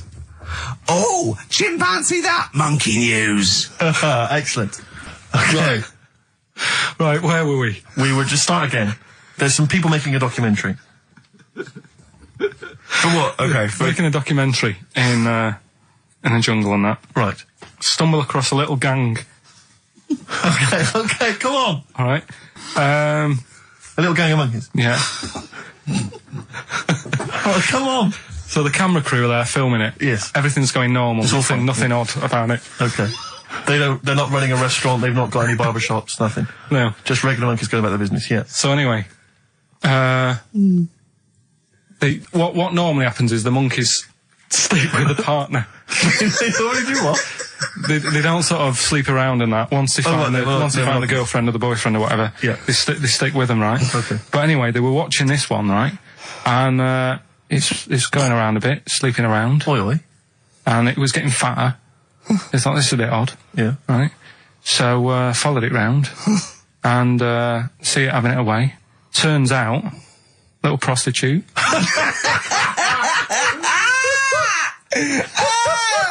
Oh, God! It's a little monkey prostitute. And it was getting fatter because it was charging them bananas. What a load of old rubbish. It's charging them bananas! What was it, a boy or... It was a... Woman. Little woman monkey. That's the most extraordinary monkey news I've ever heard. Oh! That is genius! Has this documentary been televised? I don't think it's been on yet. No. And that's all the information you've got? Yeah. And is that's one banana for everything? The half banana is for... Just oral? A paw job. Right. If you want full-blown monkey sex, it is 2.5 bananas. Sure. So, Let's just play a song. let's just play... All right, well, this is our penultimate show, so we're back next week. We're going to make it a barnstormer, I'm sure, lads. I want 100% behind it, 110% next week. All right, none of this giggling, none of this infantile giggling, like two schoolboys. Right. All right, we're going to come back, we're going to have some quality monkey news next week. We're going to have all kinds of treats, I would have thought. Okay. Some great prizes. All right, are we okay? Yeah, We're all best show. behind that. Let's make next week the best show ever. Good luck. If you miss it, then you miss out. We're ending with a track from a couple of years back. I think it was 92, 93. Dinosaur Jr. Start Chopping. Play that. Start playing. Forget start chopping. Start playing. All right. All right. See you next week. Yeah. So it was last week when there was a little bit of confusion over the one for Holly Valance. Right? Of course. I don't think it was confusion. I think it was your error. Yeah. No, it wasn't. And it was Holy Valance and you meant Pelmet. Then Becky, who called up that time and said, oh, if you're getting mistaken with Pelmet, right, she sent me an email in a week saying, I've done a bit of research. Yeah. It was my fault. I've made an error. Yeah. It is a Valance. Okay. And I know about Valances. As I told you last week, at the very end, my auntie loves them. Yeah. Right? She makes them. She started off just like putting them on top of the sort of window around the curtain. And then she thought, oh, I can do more with this. Yeah. And she had a little coffee table that had magazines underneath. And she said, I'm sick of seeing them magazines when I'm sat down. She sounds like a Pilkington. So I'm sick of seeing them magazines when I sit down. So she put a Valance around the table. Yeah. She just got Valances around everything now. Yeah. Then, next step, she tapes everything. She never actually watches telly. She tapes it all because she gets sick of listening to the adverts and that. Yeah. So she tapes everything. So she's got loads of videotapes and that. And the video used to get on her nerves. When she was watching a film, she'd see the clock changing. Oh. And it distracted her from the film. So she put a Valance around that. Yeah. That's genius. Yeah. So, That is really... Or is it mental? Only Mrs. Einstein can tell. I don't know. She's even made a little Jack Russell look like a hovercraft. Yeah. If you stand It's still, great. that's So it. everything's got a balance. If you go round and you stand still for too long, the chances are you get a balance around your head. Yeah. This is this is Auntie Who, Auntie Nora. and this is the one that farted for 5 minutes. She did. Lest our listeners forget. Lest we farted forget. for 5 minutes. Called his mum, saying I'm farting. 2 minutes into the fart. She's at about 2.5 minutes in. Yeah. God. She said I'm about 2.5 minutes into Well, the my fart. mum said, how long's it been going on for? She said, well, it was about 2.5 minutes before I called you. Yeah. And then it went on for a further 2.5 minutes or something. And then it stopped. And, She couldn't time it because there was a balance over the clock. Yeah, she because it used to couldn't annoy time her when it, she was yeah. on the phone and you put her off seeing the So time. she was guessing it was 5 minutes. This was one consistent fart. yeah. I mean, it wasn't making a noise. It was just... Oh, it wasn't making a noise. Just gas. Right, endless gas. So, there you That's go. fantastic. Well, we started off with a new one, a little bit of Foo Fighters. We like new and old on this show, don't Indeed, we? we like to mix it up. I'd like to play this to the Smiths from their debut album, I Don't Owe You Anything. I Don't Owe You Anything.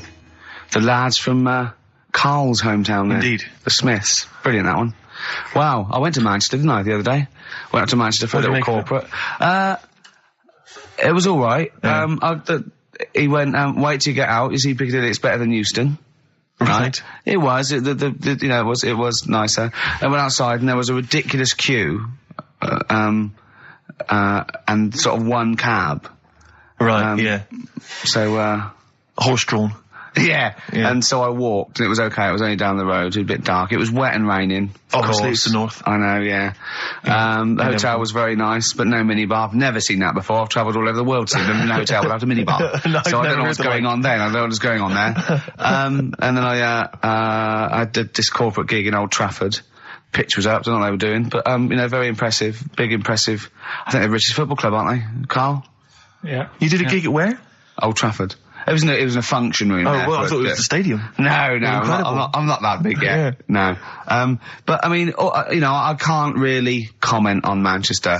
I do know that Liverpool was voted most important music city via poll. True enough. So, Karl, you're making noises while I'm talking. Yeah, but you do this all the time trying to wind me up. And I'm not saying Manchester's the best place in the world, but what I'm saying is there's bits of it that I really miss. Yeah. Like last Sunday, right? When I'd met up with Ricky, we had spaghetti bolognese, which was alright. And then I said to him, I need some soil. Damn, I wish you'd invited me. It sounds amazing.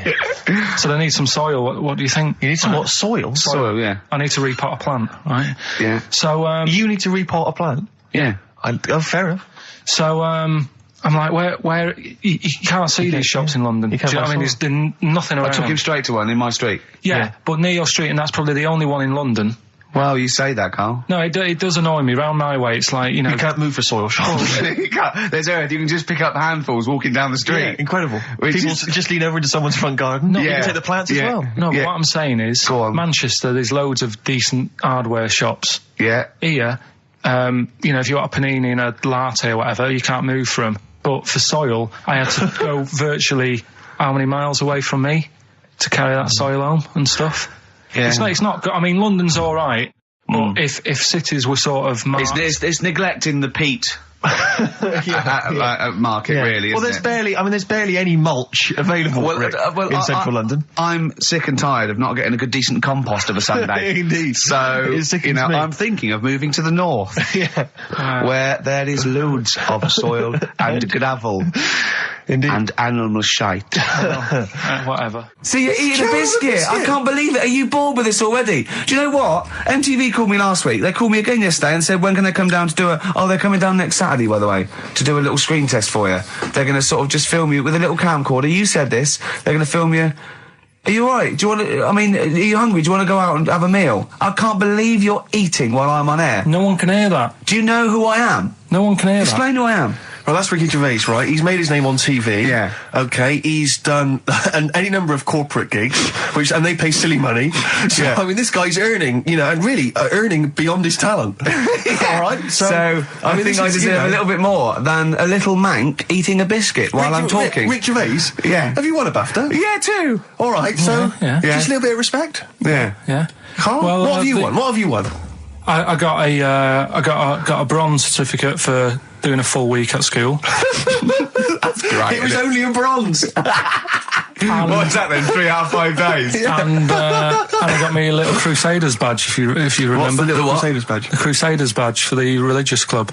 So I was at the fella that you went and played You had to go ping and pong convert ball, so Muslim, then wanted to did you? talk to you about God. yeah, Yeah. You got a Crusaders badge, did you? yeah, that's why I why went. you That's got a why I badge joined. That's why I joined. For the badge? I like the little badge. Did 4 weeks, then packed it in.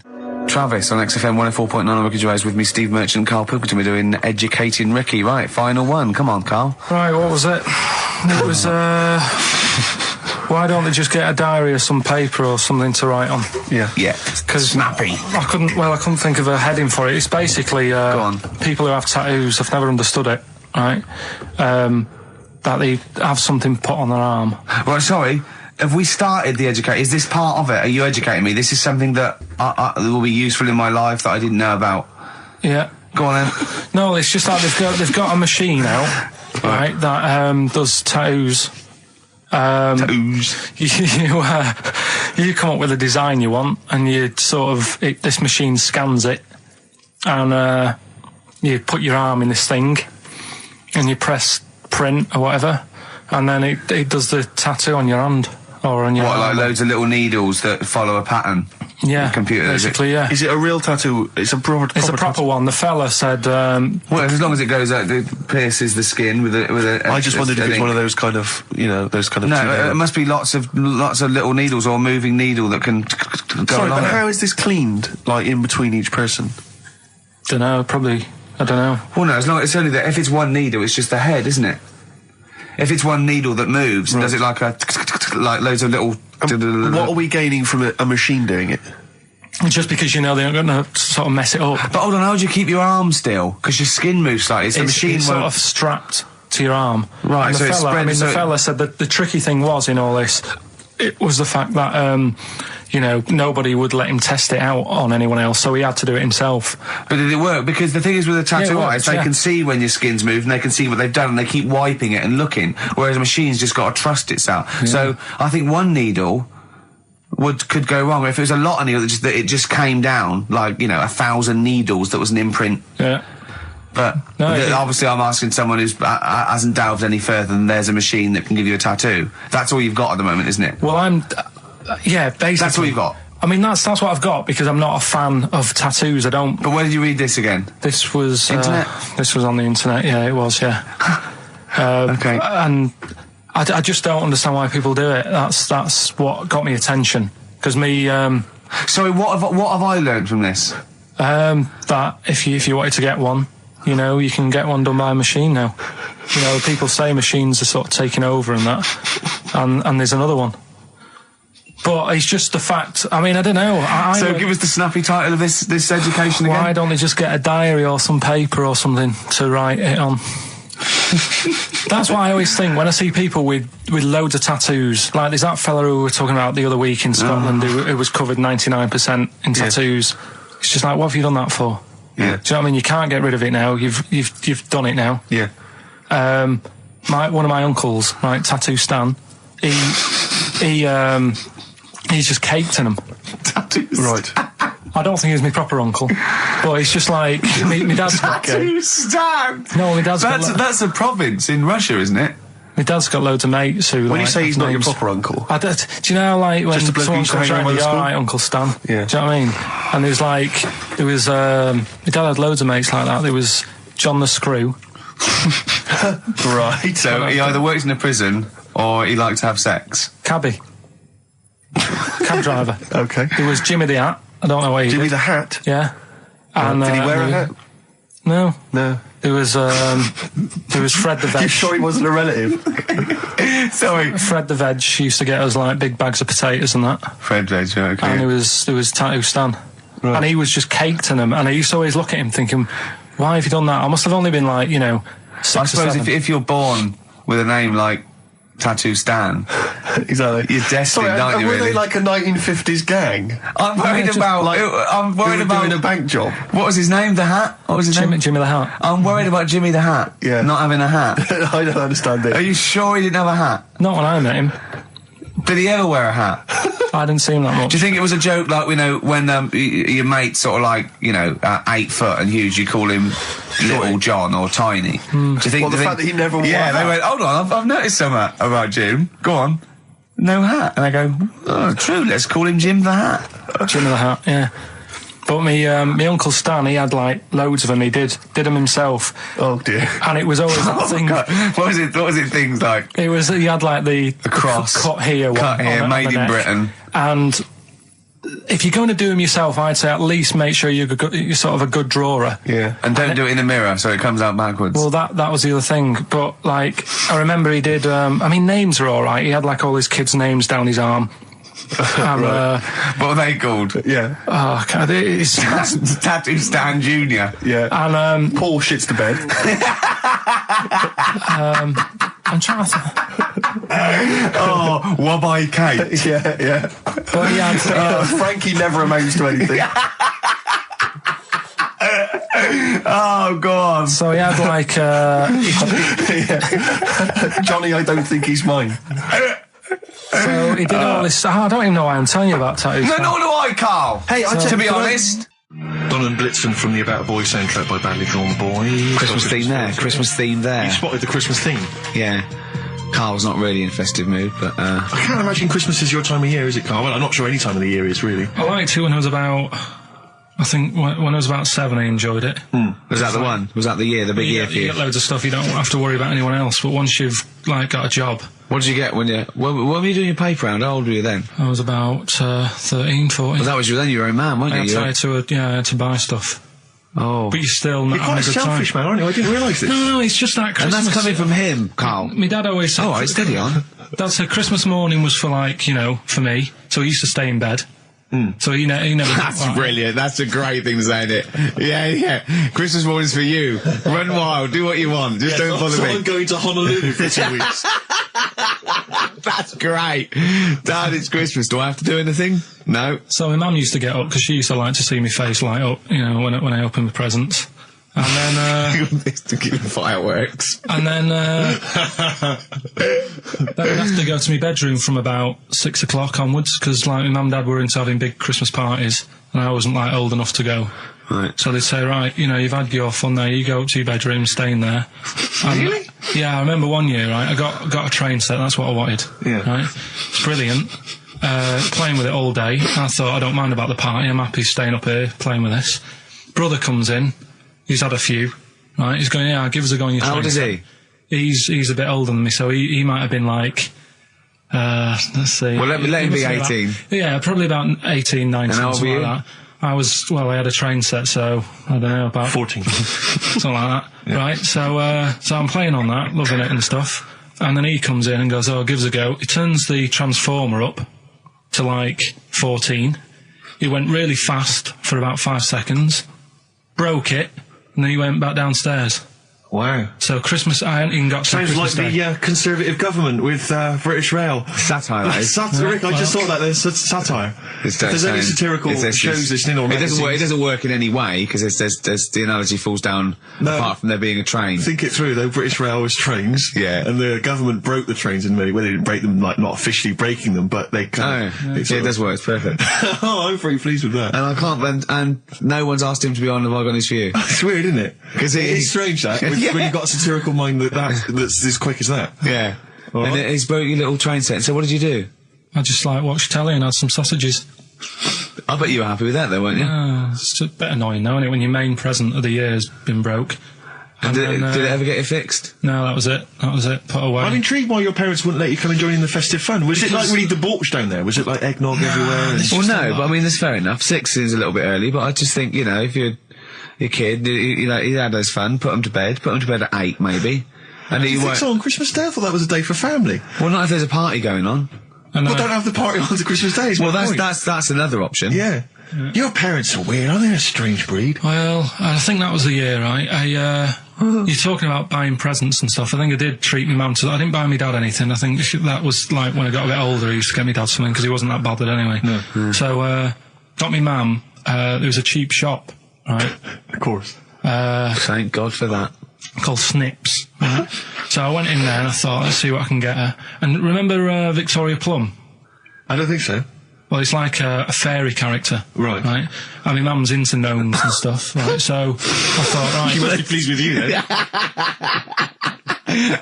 Victoria Plum. I was thinking, is that one of the neighbours? Is it like a brandy Do you liqueur? remember Victoria Plum? Victoria Plum. Victoria Plum, yeah, it's like a little fictional sort of character, right? Okay. So I saw it, I thought, yeah, she'll love that, right? So I did my paper round, saved up for 2 weeks, right? Aw. Got that sorted, went to Snips, bought the Victoria Plum. Next day, I'm in town with her, right? So I think, I know what I'll do. I said, come in here a minute, right? So we go in and we're looking around, and I tested her, right? I went, look at that there, that's all right, innit? And she goes, oh, it's bloody awful. Oh, Carl. Oh, Carl. Oh, God. So then Christmas Day comes, and I said, don't bother opening it. She said, no, why? I said, Oh, "Don't." no! Why did you still give it to her? So, well, it's too late, I'd already bought it. Oh, Carl. So she opened it, and I was like, and she said, oh, that's nice. I said, why are you saying that? I said, the other day, you said it's bloody awful. She said, oh, no, I thought you were pointing at something else. Oh, no. So that's why I don't get anyone anything anymore. Oh, God. Play record. Oh, God. Oh. That's good, isn't it? Not bad. Gold Rush. Let you down. I'm actually quite affected by Carl's Victoria Plum scenario. Just the fact that, like, that eagerness, he wants to make sure it's a great present. He's saved up his paper round. He thinks it's like a gnome, but modern. I'm worried that you're using it as an excuse now, and that's why you're not buying anyone any gifts, because you've had your fingers burned once. I mean, you were 6, 7 years old. To be fair. No, you weren't. You were about 13, weren't you, if you're doing your paper round? Yeah, it must have been, 11 or 12 then. All right. Yeah, so I'd saved up. Oh, no, I'm not using it as a thing. It's just that. What did you get your mum this year? I've sent them some money so they can get a passport. So they can get a passport? Where are they? Immigrants? Are they trapped No, 'cause they've somewhere? Well, they're in a holding bay somewhere in Dover. Yeah, I got What a do you friend mean? who's a truck driver who's going to sneak them across. For New Year. What do you mean? So they can buy a passport. What do they do? Sell it when they were No, a bit 'cause they're a bit down in their luck? No, they haven't got that much money, right? They've never been abroad, and the mate said they might take them next year, and they said, oh, we haven't got a passport, so You've I got to thought... buy a passport, have you? Isn't that your God-given right as an Englishman? No, you've got to pay for them. They're 30 quid each, so you better add do, otherwise they're conning me. Right. They So said you it's sent them 30 quid. 60 You don't quid? get born with a passport, of course You you sent them don't. 60 quid in an envelope, have you? Well, check. Right. I love that.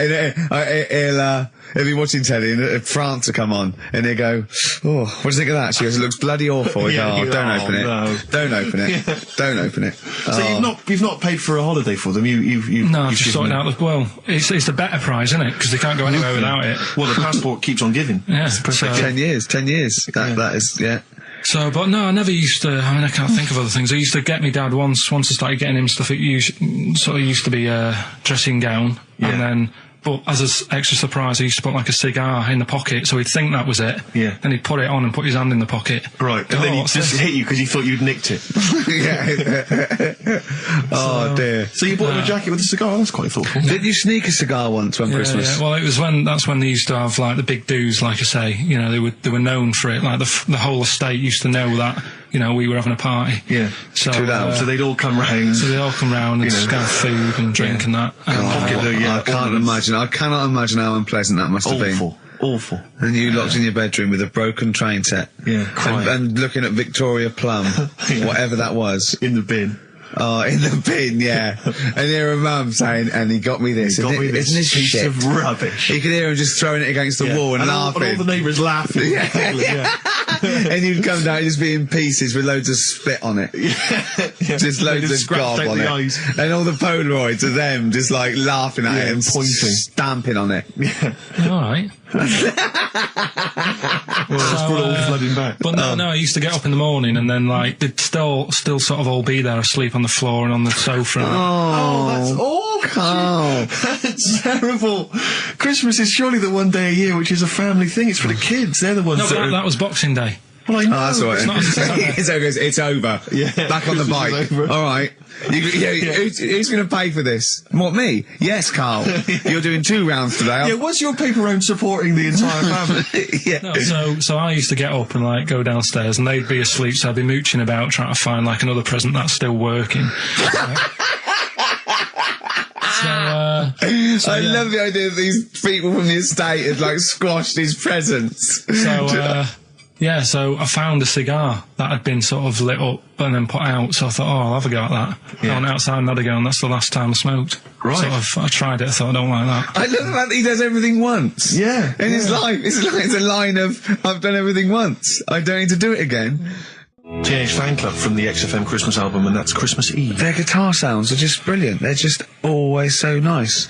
All right, Carl, do you like that? Do you like Teenage Fan Club? Yeah, they're good. Carl, I feel like you've never kind of enjoyed the wonder of Christmas. I can't ever get the sense, maybe except when you were very, very young, that kind of bright-eyed, thinking of Santa, kind of landing on the roof and climbing down the chimney and drinking the sherry or whatever. So I like the idea of it, right? Sure.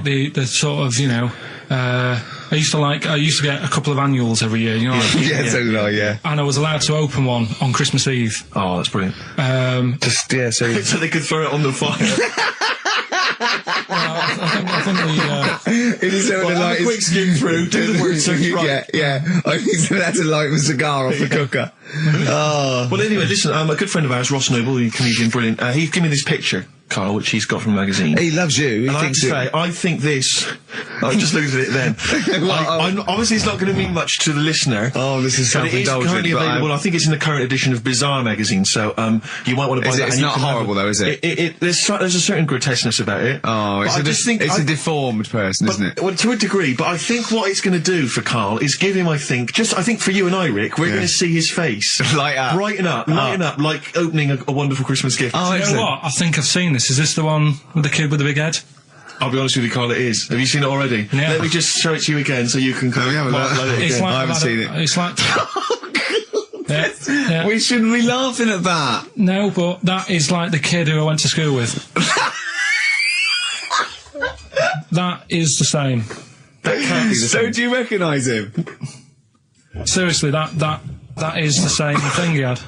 I mean, I have to say, it does I'm look not like sure. it's been computer generated. It's so odd. Yeah. But look at the child's face. I Look know. at his Well, reaction. Don't take another photo of me.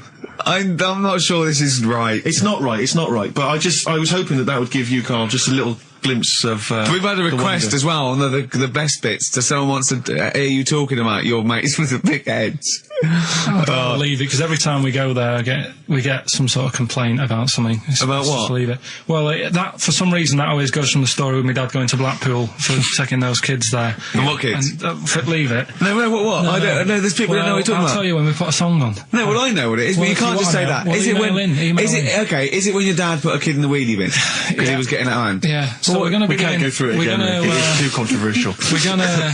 What's the name? No, well, the thing is, right, you were just saying about what are you about Christmas. That's the funny thing, right? Because in our house, there's no one who's religious, right? No. My dad got annoyed when I went to church that day. He was like, what are you doing that for? Of course. I went to see a gig in Liverpool. Remember the band The Christians? Yeah. He thought I'd join some club. Yeah. I said, I've been to see The Christians. He was saying to me, man, what's he doing going out with them? Yeah. And then the other thing is, because I'm not christened or anything, my mum used to say to me, don't tell anyone that, because there's witches and stuff. I want to go back and see his upbringing. yeah. I just want to go back and see him at 7. One day in the life of Carl, age 7. Just to have 3 ghosts visiting tonight. and take him back through time, but we could go with him. We can be some of the ghosts. Yeah, I the just ghosts of Christmas past.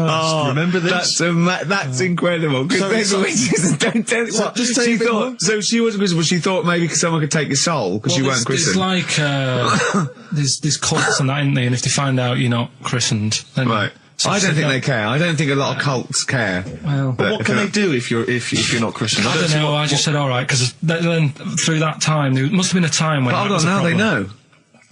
Yeah, but I'm older now, so I'm alright. She used to worry about me playing out on the street. Oh, she was worried about when you were naive and stupid and easily led. Well, yeah. No, good point. No, you're right now, yeah. So- yeah, good.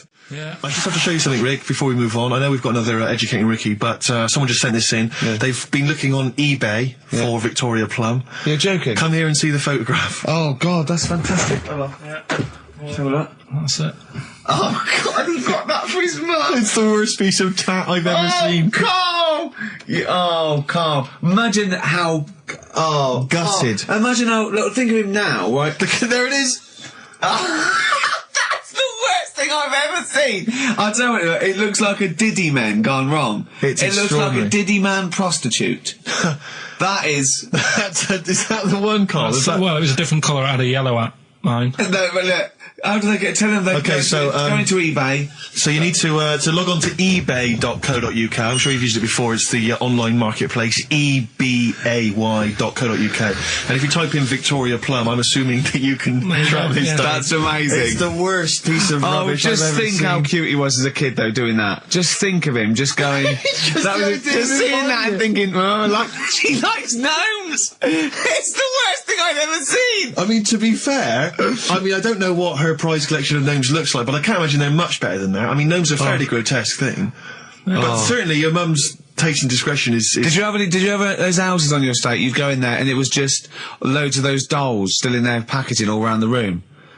And sort of like one of those homes that keeps the sort of packaging on the three-piece suite. Why don't you buy another one for her for Christmas? Yeah. Because It's $3.99. It looks, but that's £2.49 because that was $399. Well, Oh, buy it, Carl. because I've sorted out her passport this year anyway. I'll get her that next year. I've had an email from Andrew Forrest who has just simply entitled it Karl Pilkington. Oh, Karl Pilkington. What do you think of that? That's got to be your new name from now on. Oh. I had a mate who used to use it. What, used to call you that? Yeah. Was that your nickname at school, Pilkington? No, it's not my nickname. It is now. No, it's not. It is now. Pilkington. Pilkington. Oi, Pilkington. Oi, Pilkington. Pilkington, do my homework. Where do you Actually. live? Where do you come from? Pilkington? No, there's this lad who called Mark, right, who I used to go to school with, who used to call me that. And his mum, right, was like obsessed with cleaning. And I was never allowed in their flat. I used to live in a flat. He makes the place look untidy. So she used to, I don't know if it was just me or all his mates, but I used to turn up and she goes, yeah, he is in, but you know what you've got to do?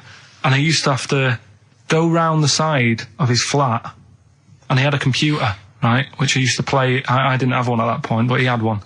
And I used to have to go round the side of the flat and stand at his bedroom window with his window open, and I'd be sort of leaning in playing the game. You are joking. I'm not, his mum- You had the weirdest upbringing I've ever heard. The things you were willing to do. It's the strangest. What is this town like? No, I stopped going once Was it there got me always home. music? Right?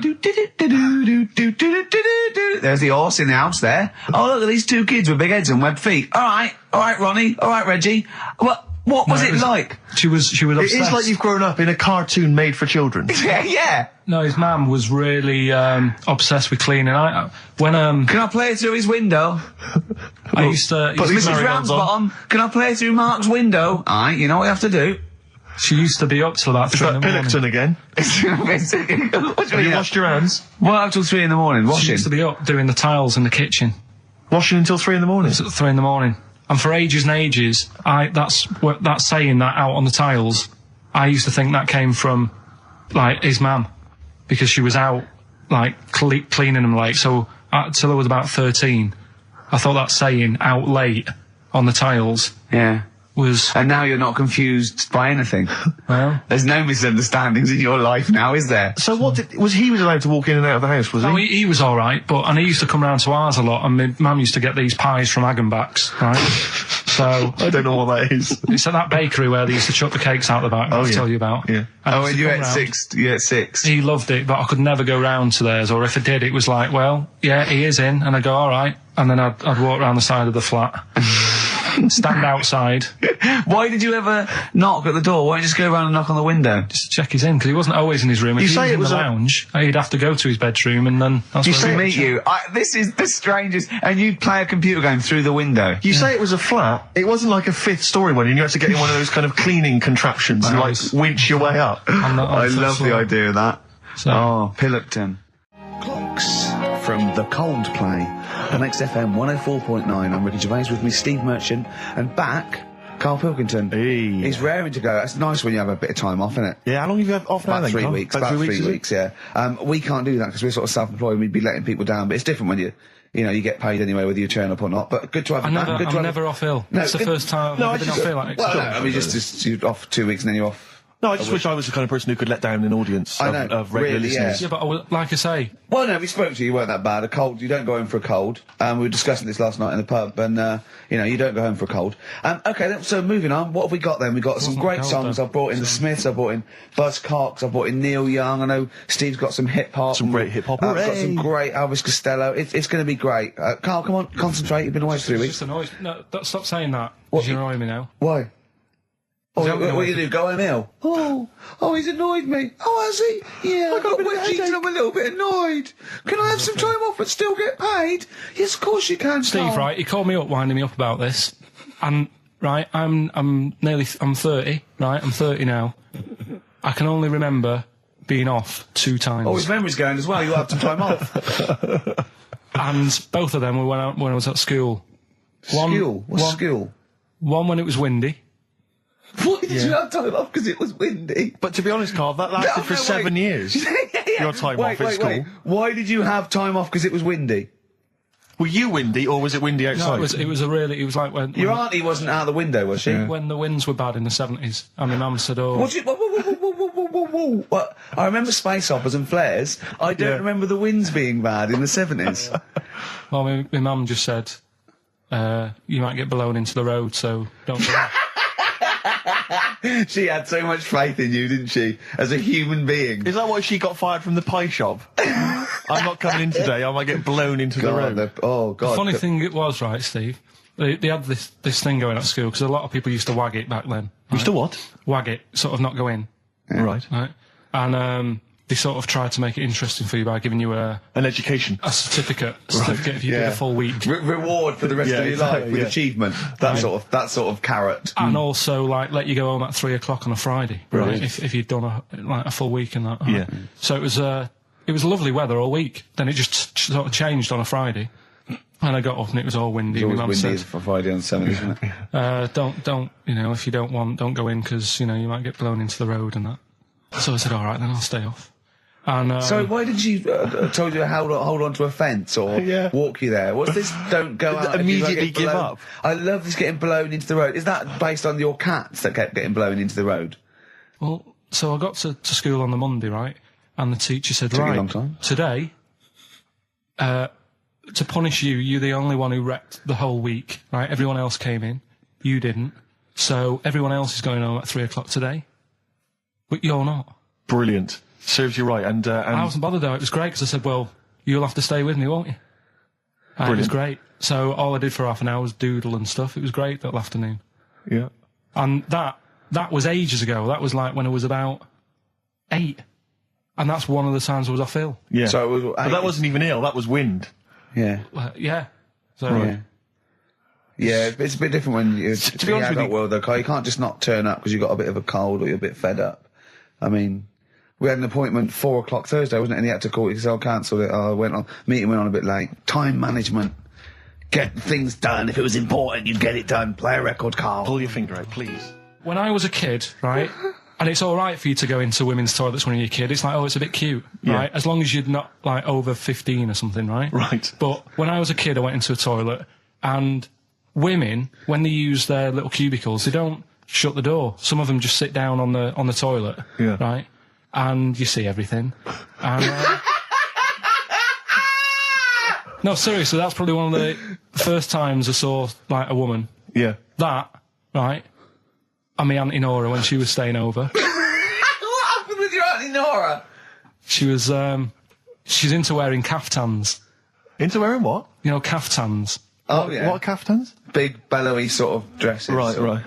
And, yeah, I used to sit on the floor at home in front of the telly. Sure. She was on the chair behind. Yeah. She did a bit of a sort of a Sharon Stone scene. Oh, God. Yeah. Did you see it? There was no underwear. No. What age were you? What was it like? What age were It you? was like a ripped tennis ball. What? Right, we're off air. We're off air. Either that or put us in for the Sonys. I've told you before about buying presents. Did those gloves have your name sewn in them? And a piece of string that ran over the back of your duffel coat? You know, I've never been into getting presents and that. I had the problem at that Christmas one, that time with the Victoria Plum. Yeah, we'd hate that. We'd hate to bring that back. We've done that. Because you talked about the book, because it's kind of to do with your dad, isn't it? He's a very bad gift buyer. Was that the problem? Well, yeah, my dad just wouldn't bother. It was my mum who sort of made an effort, and she sort of worked out half of what I wanted, then she left it to me dad to get it off someone, see if he could get one cheap or whatever. I love the fact that usually people talk about, like, drinking heavily or violent abuse, right? Yeah. But here's what he's been left with and scarred with from parents is bad gift buying. Yeah, and That's the not so Victoria bad, Plum is it? incident. In the greater scheme of things in the world, Yeah, but- that's not a bad thing to have, is it? Right, there was this, this is what it's like about getting presents and stuff, right? With my mum and dad. Go on. My mate, Colin, right? He Colin had Mackin? no, Colin Bailey, Oh, right? yeah. He had a little Sinclair Spectrum, right? Yeah. Computer, Yeah. which was like the thing to have at that yeah, time, yeah, right? yeah. You used to always go round to his house. The deal was... Not the one you had to play through the window because you weren't allowed to. No, that's another lad. Oh, right? yeah. This is a different lad. And the deal was, he came to our house, and my mum gave him a pie. And then I'd go round to his, and I'd stay there for a few hours playing, you know, Hungry Horace and stuff like that on it. Yeah. Right? Now, my mum and dad knew that I really wanted one of these computers, right? So I waited about a year. Came round to Christmas Day. I thought, I reckon might have one. Turned out they bought me the wrong one. They bought me a ZX81 instead of a Spectrum, right? And Christmas Day, I'm there trying to load the games up. It's not working. I'm thinking, what's wrong, right? And the thing with me, when I was a kid, I used to get quite sort of agitated. This is the moment. Right? I found out that it needed a RAM pack to make it work, right? Looking in the thing and it's saying, and make sure you put your RAM pack in the back. And I was like, oh, where's the RAM pack? And my dad's going, I don't know, I've got you the main bit. That's it. So, I was that wound up, I just was sick, right? Just sick. I didn't feel sick or anything, I just was like, oh God. Went to the sink, just sick. Because I was that on edge about it. I said, come on, we've got to get one. And my dad's like, Tandy's shut, we're not gonna get anything today. Ruined again, Christmas Day. That was after the year when my train set got blown up by our kid. The following year, no RAM pack. And now you ask me, why don't I get good presents? He's scarred. He just I'm gonna die. Honestly, I'm gonna die. It's just clean sick. Yeah. There's no RAM pack. What? Did you get to the bottom of it? Why wasn't there a RAM pack? You have to buy them separate. Oh, It's one of them okay. cons. What do you mean I can't play Frogger? Oh no. So, wasn't there another incident when you threw up? Spontaneously threw up? Through sheer anxiety? I do get it. It's not so much now because I've relaxed a bit, but as a kid I used to be quite on edge all the time with certain things. Do you think that's what happened to your The cat wind. that kept being sick? That it didn't get the food it wanted? And it just threw up? Do you remember that? Yeah. God, so they shaved it. Yeah, but again, you see, the cat thing, I mean, it's mad. I was thinking about it the other day, right? I used to think I had quite a normal upbringing, You didn't. right? And someone was talking Your about the mother cat. once told you not to go to school because it was windy, Carl. It was Yeah. not a Right. normal The upbringing. cat was being sick, so she shaved it, so it was easier to clean. Right, well, my mum and dad went on holiday, right? And I stayed at the Rosses down the road. Oh, yeah. Only a kid, must have been about 5 or something, right? And I was always running around in the house. I had a lot of energy as a kid. What the Rosses did, they had this cat that was dead violent, the most violent sort of angry cat I have ever witnessed. A tiger. It was honestly, Steve, if it was bigger, it would have been, because it was just always having a go at you. Yeah. If you went to pat it on the head, it went to bite you and stuff. And what they used to do with it, to stop me running around, I'd sort of be running around, and then I'd get a bit tired, and they'd say, have a lie down on the settee. So I'd lie down on the settee and I'd nod off. And what they used to do, I'd wake up and I'd put the cat on my belly. Right? So I'd be scared to move because it's like it's going to get me. But it would keep you there. It kept me there, and it used to sort of slaver on me, and they'd sort of, go out or whatever, and I'd be lying there. That's not normal, is it? Carl, sorry, were you created by the Brothers Grimm for one of their fairy tales? What kind of a life is that? A cat paperweight to keep Karl in place. He keeps blowing around. It's windy. We'll have to weigh him down. Be careful. Your mum probably told him that it's a windy day. You got to get something heavy on him, otherwise he just gets blown into the road. God Bless him. Did I ever tell you about my Uncle Alf? No. He wasn't a proper uncle, right? But it was just one of my dad's mates and that. And he was getting on a bit. He must have been about 60, which is pretty old when you're younger and that. And he was the same. He used to always wear a suit and that, but it was never in good nick. It was always like a rough suit, but it doesn't matter. He's still making half the effort and that. Yeah. And he used to sleep in a dinghy. Right, my Uncle Alf. What, in his house? Yeah. Why? Well, in a flat, he's in like a little bed sit. Because he only had a little bed sit, and he was into boats and stuff. So he had this Two birds with one stone. Had this little dinghy, had a little flat, thought, well, it's tight space and that. He had a dinghy as a bed, and he had 2 tellies, right? He had 2 tellies, one that the sound worked on, the other one only the vision worked. So if you wanted to watch a programme, you had to turn both on. Put them both on like BBC One, turned one up and watched the other one. Wow. That's extraordinary. From his dinghy? Sat in his dinghy. That is brilliant. It was an inflatable dinghy, it wasn't like a wooden... Yeah, an inflatable one, big inflatable Did you ever go around and visit him? Yeah, now and again. Was it weird seeing a 60-year-old bloke in a suit, in a dinghy inside, watching 2 tellies? It's weird at the time, I thought. Which of the TVs stopped working properly first? I mean, did he...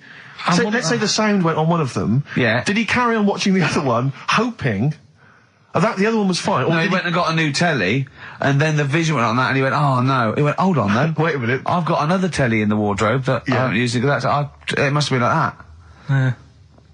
Wow, he sounds brilliant. Is he still alive? Yeah, he's still around, yeah. I haven't seen him for years, but he used to... was he married? I think that's what happened. I think his wife passed away, and that's when he had all this... he had a boat. And it's like, oh, where am I going to put it in a bed sit? And it was like, hang on a minute. Yeah. You know what I mean? Sleep in that. So, yeah. I wonder if he ever brought any women back. Just the idea of bringing them back, getting down to it. Shall we move into the bedroom? Ahoy! Oh, that is fantastic. What were we talking about before? I was going to tell you, the most complaints ever, the Last Temptation of Christ.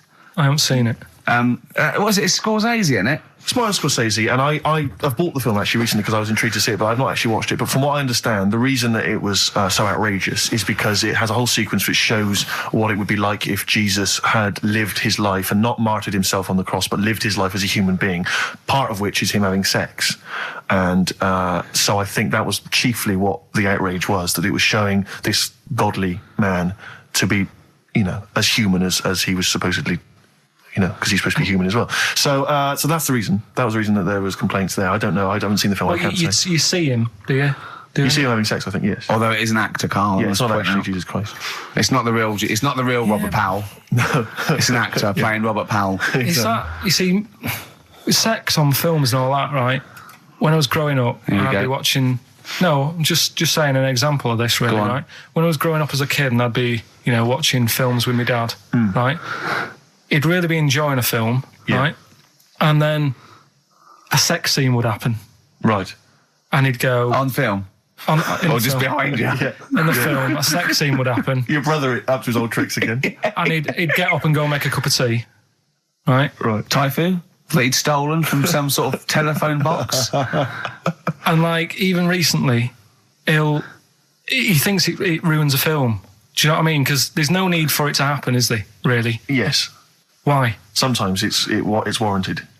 If the film itself is there's some films it isn't though. Some films it isn't. Some films it's arbitrary. I think the films that him and his dad watched together on Channel 5, probably not. Is it only on Channel 5 in your house? But let's put it, if you're watching, I don't know, a late night Friday night, from 1983. Yeah, Illegal Briefs. A beautiful lawyer has to defend a man who may be a killer. She falls in love with him, but does she know the real man? Oh dear. You know what I mean, though. Lest you forget, of course, that I... Love Heat. With the bloke that is now in... Go on. Of course, that I, according to the Internet Movie Database, I once appeared in one of those films, in the film Killer Image, a Canadian film, I believe, from 1989. According to that computer... it's all wrong, isn't it? It's all wrong. It's all wrong. Of course it is, yeah. Apparently, I was in that, and I played the role of Kirk. Was it a porn thing? No. I think it's just an erotic thriller. Oh, right. That I suppose it is. You only had a very small part, though, didn't you? Indeed. Yeah. But no, do you know what I mean? Sometimes you don't need to go that far. Say, like in this Jesus program, right? Film. What was it called? The Last Temptation of Christ. Just like talking. You know what? What's his name? Is it Ralph in The Simpsons? Yes. I drawed a kitty cat. It's like talking to that. Yeah. No, but right, this temptation thing, right? Do you know, often we don't get that many complaints on this show. We don't get very many complaints. And I think that's either because there's no listeners, or B, it's because most people agree with Karl. And that terrifies me. Or they let him off because it's like, you can plead insanity, you can go mental and kill a few people, but they go, oh, he's a bit bad. No, but was it because, like, they're saying that he was having it away? Or is it because you saw it? What got the complaints? The complaint was the very suggestion. That Christ it was a blasphemous thing, not the fact that you saw an actor's knob. So what about if they just cut it down a bit and you like saw the little stable door closing? It wasn't the baby Jesus having sex. It was the grown man. The stable door shutting. No, but do you know what the nativity scene? Oh, that is brilliant. Then the wise men saying, I can't believe we brought myrrh, we should have brought condoms. Yeah. There's 2 for 1 offering, Boots. Yeah, I don't know what we were thinking. With frankincense. It's just that it's always awkward. Should we apologise now to the Christian church as well? So Sorry, the little Chinese fellas, little Welsh fellas, and the little Christian fellas. We haven't said anything wrong. No. It's like, you see, when I was growing stable up... door. I love the idea that in Karl's world, he was born in a stable, just thought, I love this place. Yeah. I'm just going to stay here the rest of my days. This is good here. Oh, brilliant. But when I was watching telly with my mum and dad, I mean, it still happens now, right? My dad will sort of go, ruined. Good film ruined, right? Yeah. If some sex scene happens. But what are we talking about sex scene? Are we talking about a kissing, or are we talking about penetration and looking at the camera? Going, are you enjoying this, Pilkingtons? What are we talking about? What is sort of extreme levels are we talking about? Right, last time I was down there, right? Yeah. What was it? Meet Joe Black. Meet Joe Black. Meet Joe Black is a terrible film. Yeah. Right? There was good film. And then it's going to happen because like the music comes in. Brad Pitt's keeping quiet. A woman's eyeing him up. Sure. I So love that. My mum's worked it out already, and she's going. Anything on the other side, love? She knows. She knows. It's something's. So you can be enjoying a film, and you can be an hour and 10 in, and then some spidey senses of one of them can go. Should we turn it over? And the other one goes, yeah, all right. Are you sure it's not them protecting you from scenes of sex? So that what they're thinking is, what if Karl gets the idea to have sex? Yeah. That could lead to procreation. We don't want any more like him. We've got to end the line here. You sure it's not the doctor? Keep calling out going, you are keeping away from women, aren't you? He must never find out. Are you sure they're not embarrassed because they're watching a sex scene with their son? It happens every time, right? There's 2 things that my mum does, right? It's that, if there's sex scene on the telly, she'll go, anything on the other side, love? And the other thing she always says, if ever there's anything on the telly with Elvis in it, she goes, I like him, right? And we all know, we sat there, we know what she's going to say next. Yeah. So you don't even bother saying why, right? And she goes, he likes fat, ugly people. He what? He liked fat, ugly people. He didn't always go for, like, the good-looking fans in the crowd. What Elvis did? Yeah. Right. That was always the thing. And I'm sorry. No, hold on. I don't know what we're doing now with our lives, Steve. Wait a minute. Wait. So your mum says two things, right? She either says... Is there anything else on the other side? Or, I like Elvis. There's a pause because you know what she's going to say next. She says, he liked fat, ugly people. How often does this occur?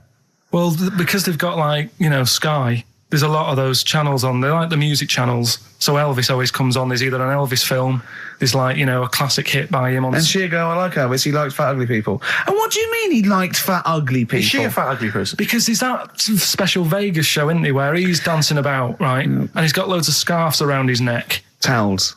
Yeah. And, like, he always hands them down to the fat, ugly ones. Right. And I always say it's because they're the fat, you know, they've got a sweaty face because they can't, you know what I mean? I don't know what world they live in. I don't know how we've gone to this subject. What sort of world are you got when you're watching his face? And what do you mean fat, ugly ones? You mean they're in the front, they're sweating a lot because they're a bit chubby? So she thinks, you know, is giving them a towel because it's but he's really going, wipe your face, you're putting me off, you fat cow. Stop sweating near me. There's another one. What? So, hairy Chinese kids. Yeah. Jesus. We haven't slagged off hairy Chinese kids. We slagged off Chinese... We didn't slag anyone off. We just said they really haven't got a town as such and they wear shoes. What do we say? Yeah, little wooden shoes. And what the I just don't know how we got onto Elvis and big fat ugly women. I don't know I don't know how we sidestepped from the Last Temptation of Christ. Did you see that Fat Girls and Feeders programme? Go on a minute. Eh? What's Tom Petty first? Oh, brilliant. It's a great song. Breakdown. How many Tom other Petty. radio shows have talked about Last Temptation of Christ, Chinatown, fat ugly women? More than 60 minutes. Exactly. Incredible. Sony Award winning. I've always wanted a little owl on my desk. I'd like be doing work and there'd be a little owl there and I go, can you give me that pencil? And it just sort of goes over and gets me a pencil, goes, cheers, and it just watches me and it thinks I'm brilliant. Do you know what I mean? Not really, no. No? No, I've never had an urge to have any kind of animal sat on my desk. No, Carl? You'd like a little owl, wouldn't you, that helped you? No, I had a little magpie, didn't I? We've talked about that. Oh, he came down and started pecking your grifter, didn't he? Yeah. What was his name? Maggie. Sure. Brilliant. Inspired. And you took it to school and it didn't come back once, Didn't come back. Didn't see it again. Oh, dear. Did it ever peck your head? Because you used to have hair, didn't you? Mm. Yeah. No, it did. It started getting a bit violent. Really? Yeah. But was it becoming sort of age when adolescence, probably sexual frustration, sort of, you know, because I think magpies go for shiny objects, don't they? And you were probably sort of, probably losing it a little bit then in the front. And so when the sun was out, there's a bit of a sheen on the front. they saw a glare and thought, I'll have that. Yeah. What is that? That's brilliant. Yeah. Or as it was sort of pecking away, it mistook it for a tree. Yeah, because of the noise. Because of the noise. Yeah, the hollow sound. Go on. Women wearing trousers and that, right? On the estate that I grew up in, right? There was a woman about 4 houses down, right? Rough. She's the one. She was, or the estate? She was, right? Yeah. She's the one whose kid took a horse into her house. Yes. Right. Now, we won't go over that again. No. If you're a new listener, I think we're covered. I think they get That's the all you idea need to know. Right? Yeah. Now, she used to wear leggings. Yeah. No, they're a bad idea. They are a terrible idea. I agree with you there, Carl. If you're a lady of what the colour? normo persuasion... Were they pink? No, they were sort of black, but with all bits on them. Oh, right. Do you know what I mean? What, toast and just horse droppings? Yeah, go on, yeah. And she used to, she's quite a big woman. Sure. Pauline Quirk, I think, described her as. Looked like a light bulb. It is those kind of women that are attracted to leggings. Yeah, I know, yeah. They are drawn to them like a moth. Yeah. She used to wear them, and that's what I remember when I read this piece. She used to work on one of those sex line things. Right. She used to do that. But what was she, an engineer? The weird thing with her was, she had big eyelids. Right. Go on. That were too big, and this is what I was thinking. What do you mean she had big eyelids? How big do eyelids have to be for you to go, they're big eyelids? What was she shoplifting with them? Would she come out of Dixon's with, like, radio stored in them? What do you mean she had big eyelids? It was another one of them popular things around our way. Do you know, like... What do you mean popular things? They go, oh, I'll say they're all the rage. Can I get some big eyelids, please? No. It was just like one of them things that people suffered with. Just big eyelids. They could hardly open their eyes. What do you mean? What do you mean? That's one of them popular things around where I grew up. People had big eyelids. They could hardly open their eyes. What does that mean? What sort of freak town were you born in? You had webbed feet people with big heads. You got women with big eyelids. What does big eyelids mean? Are you confusing her with the horse? Yeah. Did she have hooves? Look, what? Just too much skin. It was like the neck of a chicken. But on the eyes. What's your point? Anyway, so there's this big eyelided woman with the leggings. And that's what I'm saying to you, though. That's when I read that story with people with trousers. Yeah. I went from that. Yeah. To a woman who used to have big eyelids. I still at the point. But then, and also the other bloke who had the eyelid problem was a mate of mine. Right. Yeah. His dad had it, and same problem, massive eyelids. I don't know what that means. I don't know what that means. I used to say to my mum, I'm going round to Dave's house. Yeah. And Or to say, Pig, well, as you call it. that's all right, but make sure his dad doesn't take you out in the car, because he could hardly see. He had to have his head. He gets to tilt his head back to keep his eyes open. Make sure! Did he have a couple of matches with him at all times? Oh. What a load of gobbledygook. I know. But this began as educating Ricky. I know, So it's what, like he was people thinking, with eyelids. But it's like you're supposed to make that leap as well. Yeah. If I mentioned the trousers, Ricky will probably be thinking about people with big eyelids and women wearing leggings. Play a record, Carl. Got nonsense. Adverts. No. All right. I had so much the mash farmers. last night. I had so much sausage mash, at second helpings, that I had to sit on the edge of a seat so my stomach could hang down. I love spuds. Spuds and bread. I could not do without spuds and bread. I feel like maybe I could make my own bread. Spuds, I wouldn't know where to start with a spud. Yeah. And it's like, they're amazing. You can boil them, you can broil them. Yeah. I don't know what broiling is, Nor do but I. I suspect it's tasty. I don't think it's as good as... I mean, obviously the chipped potato is... For the working classes, the chip. It was always on. The chip fat fry was always on in my household. The ceiling, the death trap fire, polystyrene ceiling was yellow. Exactly. Come Wednesday in our house. Yeah. And, always had chips. Because all I remember hearing, if I think back to my childhood, all I remember was, gotta stop and get some potatoes, or phone your dad, tell him to get some potatoes. Well, that was your job, wasn't it? Yeah, the potatoes. Yeah. It's, I mean, it does concern me, What because did you have to do? Did you have to fill a diary out for your Well, teacher? do you know when you're at school? I don't know if you do the same thing, but you get like a little red book, right? And every night, I think it was a way of the teachers sort of keeping an eye on you. So if you went out robbing, if you wrote it in your diary, they'd go what you're playing at. Sure. Right? So you'd have to write down what you did every night. Yeah. But I didn't get up to that much at that point. Sure. I used to just go on my errands. Yeah. And it was my job to like... I haven't heard errand since the 70s. It's nice to hear that. I went to Euphase, right, the little local supermarket. Yeah. And I got... What's it called? Euthanasia? What? I did... Euphase. New phase. Euphase. Yeah. H-U-G-H. Euphase. Oh, Hugh it's Face his is the name. name, right. Yeah. And I Euphase, just had to get like a bag of potatoes. Of course you did, yeah. And a essential. loaf. Staple. So I used to put that in my diary every day, and it got to a point when like even the teachers were like, just make something up. Yeah. Stop putting the same thing in. Sure, start joyriding or something. Live. I love the fact that he was fascinated by the strangest village in Britain, but the stories he's told us about where he comes from, there's him going around with two fellas with big heads, webbed feet, a little pigeon-chested bloke, him on his grifter with Maggie pecking at him, his dad in the telephone box nicking groceries, and a horse in the house next door. I mean, how strange was his upbringing? Yeah. And him hanging from his satchel. Unbelievable. There's another woman who I remembered. Actually, I'll tell you later. Go on, Right. what? No, I'll Another one? tell you later about another woman who I remembered. Give us a teaser. It's just a woman who rode around on a three-wheeled bike with her husband in a basket. Right, I'll tell you that. Right, and the final You don't get clip. teasers like that on the other radio That's a hell of a funeral service. Right, listen. Right, tell us about this woman. Well, it was just because you were saying about the, our living. We are broadcasting now, aren't we? This is actually going out. This is live. This isn't us sort of like... Yeah, but you were just talking about how I lived in an odd village. Yeah. With kids with big heads and all that, right? And what I wanted to do... What is that again? There's two kids with big heads. Yeah, they just had sort of big heads and webbed hands and that. They went to my school.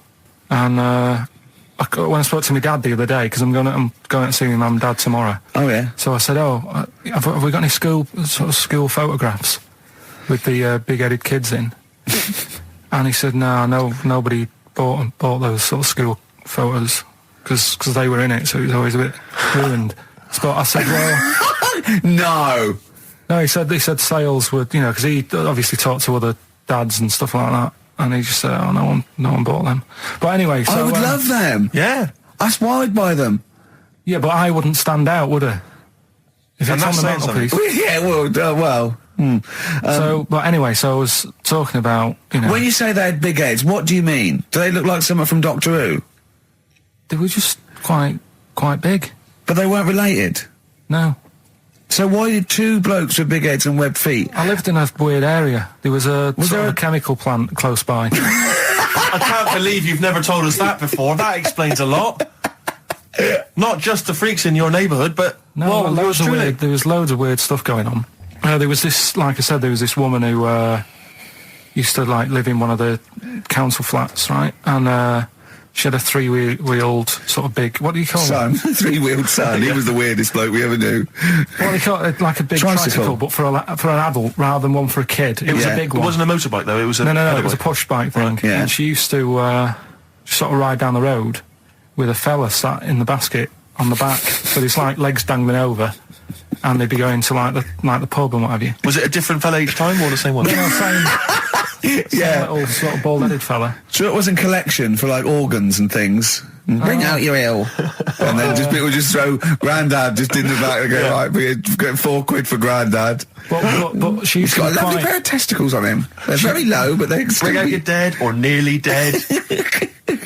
She used to pick on her husband quite a lot. They'd be in the pub and what have you, and they'd be sat by themselves, but she'd always be sort of, you know, having a go at him, moaning at him, sort of pushing him about and that. So my dad and his mate, right, they went round to their house, knocked on the door, she answered, and he said he was a copper, right? He said, you know, Detective Pilkington, gonna come in and have a word. So I'm just going to make a note of impersonating a police officer. Yeah, but for the good, he went in and sort of said, now I've heard, It's a superhero. Yeah. I've heard, you know, you picking on your husband a lot. Yeah. We'll be keeping an eye on you. Do it again, and there'll be trouble. And she backed off after that. She That's was all good. right. And how was the husband? Was he still in the basket though? Was he allowed to ever sort of like ride up front with her? Or was he just always in the No, basket? it just she'd sort of stopped picking on him in public places and stuff. That's like good. That. Just you did it behind you closed can't doors. get done, can you, just for doing that? I think impersonating a police officer Well, is you a criminal probably did. offence. There was no gain. I think you can't impersonate a police officer full stop, but I think they'd probably be lenient on him that he was, you know. But let's face it, he's not going to be caught because why would anyone know about it? It's not like his son's going to say it on a radio station, is it? And stitch him right up. Is this something you did generally? Kind of a little bit of light vigilante work? Just whatever, him and his mate, just, you know, if they saw something going on, they go, what can we do? Sure. What little scam can we do, or whatever. That's fantastic. Oh no, you should be a weatherman, because once again you've predicted wrongly. It's not a beautiful day at all, is it, Stephen? Why? That was you two, XFM 104.9. Ricky Gervais, Steve Merchant, Claire Sturgis. Claire Sturgis in for Karl Pilkington. Karl Pilkington is on holiday Sun's as we speak. himself. Where was he going? Mauritius, was it? Madeira. Madeira. I think, with his girlfriend's parents. You remember last week he was worried they'd never been abroad, and her dad was saying, what's the way to pack tea bags? Yeah. Carl's going, you get him over there. He was going, I'll put him in a jar. He goes, put him in a jar. I phoned him up in the week, just before he went, I think Friday, said, have a nice time.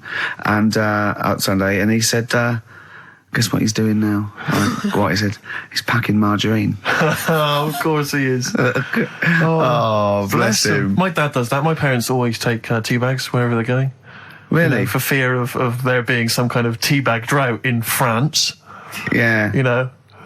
Is it wrong? But I mean, I don't know. Is it because of maybe English breakfast tea you can't get over there? So But you can. Can you though? I mean, You you can get peach 'cause frankly, chips. you know, you can tea is take probably the single most popular drink in the world. I know, but what about the fancy foreign teas, your Earl Greys and the like? Well, I don't know. Because I want good English breakfast. Don't bother me with Earl Grey. I don't know what that cup of tea is. It's not tea to me. It's laughable. It's weak. It's pathetic. Do you know what? Earl Grey with a little bit of skimmed milk isn't so bad. Oh yeah. Yeah. Oh, And is your husband a fan? We've started. Eh? It's all off already. All It's right, all we've kick-started. banter, having a little go at each having a other. Sometimes sort of pretending, you know. Sometimes pretending we're not close mates. You know, Yeah, close yeah, and friends, you know. all Sometimes- that innuendo and that. Oh, smutty. Yeah. And I got a freaky goggle-eyed Oh, thing. hey, once again, I go too it's far. I sometimes go ruined too it. far. I do ruin it when I go too far. So let's be fatty. nice. Wow, let's have a bit of blur. Ooh, Well, clever come man, on. clever man. The fat man. We're not out of time. We've got a whole hour and 50 minutes to go on the Ricky Gervais Steve Merchant Show. XFM I hope we have one of 104.9. those after every record.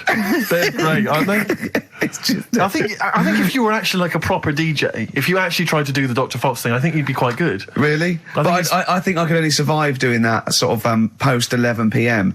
Ooh, quiet things down now. Yeah. I love all Yeah, that. yeah, late sort of night radio, Yeah. That American jock type Yeah, thing exactly.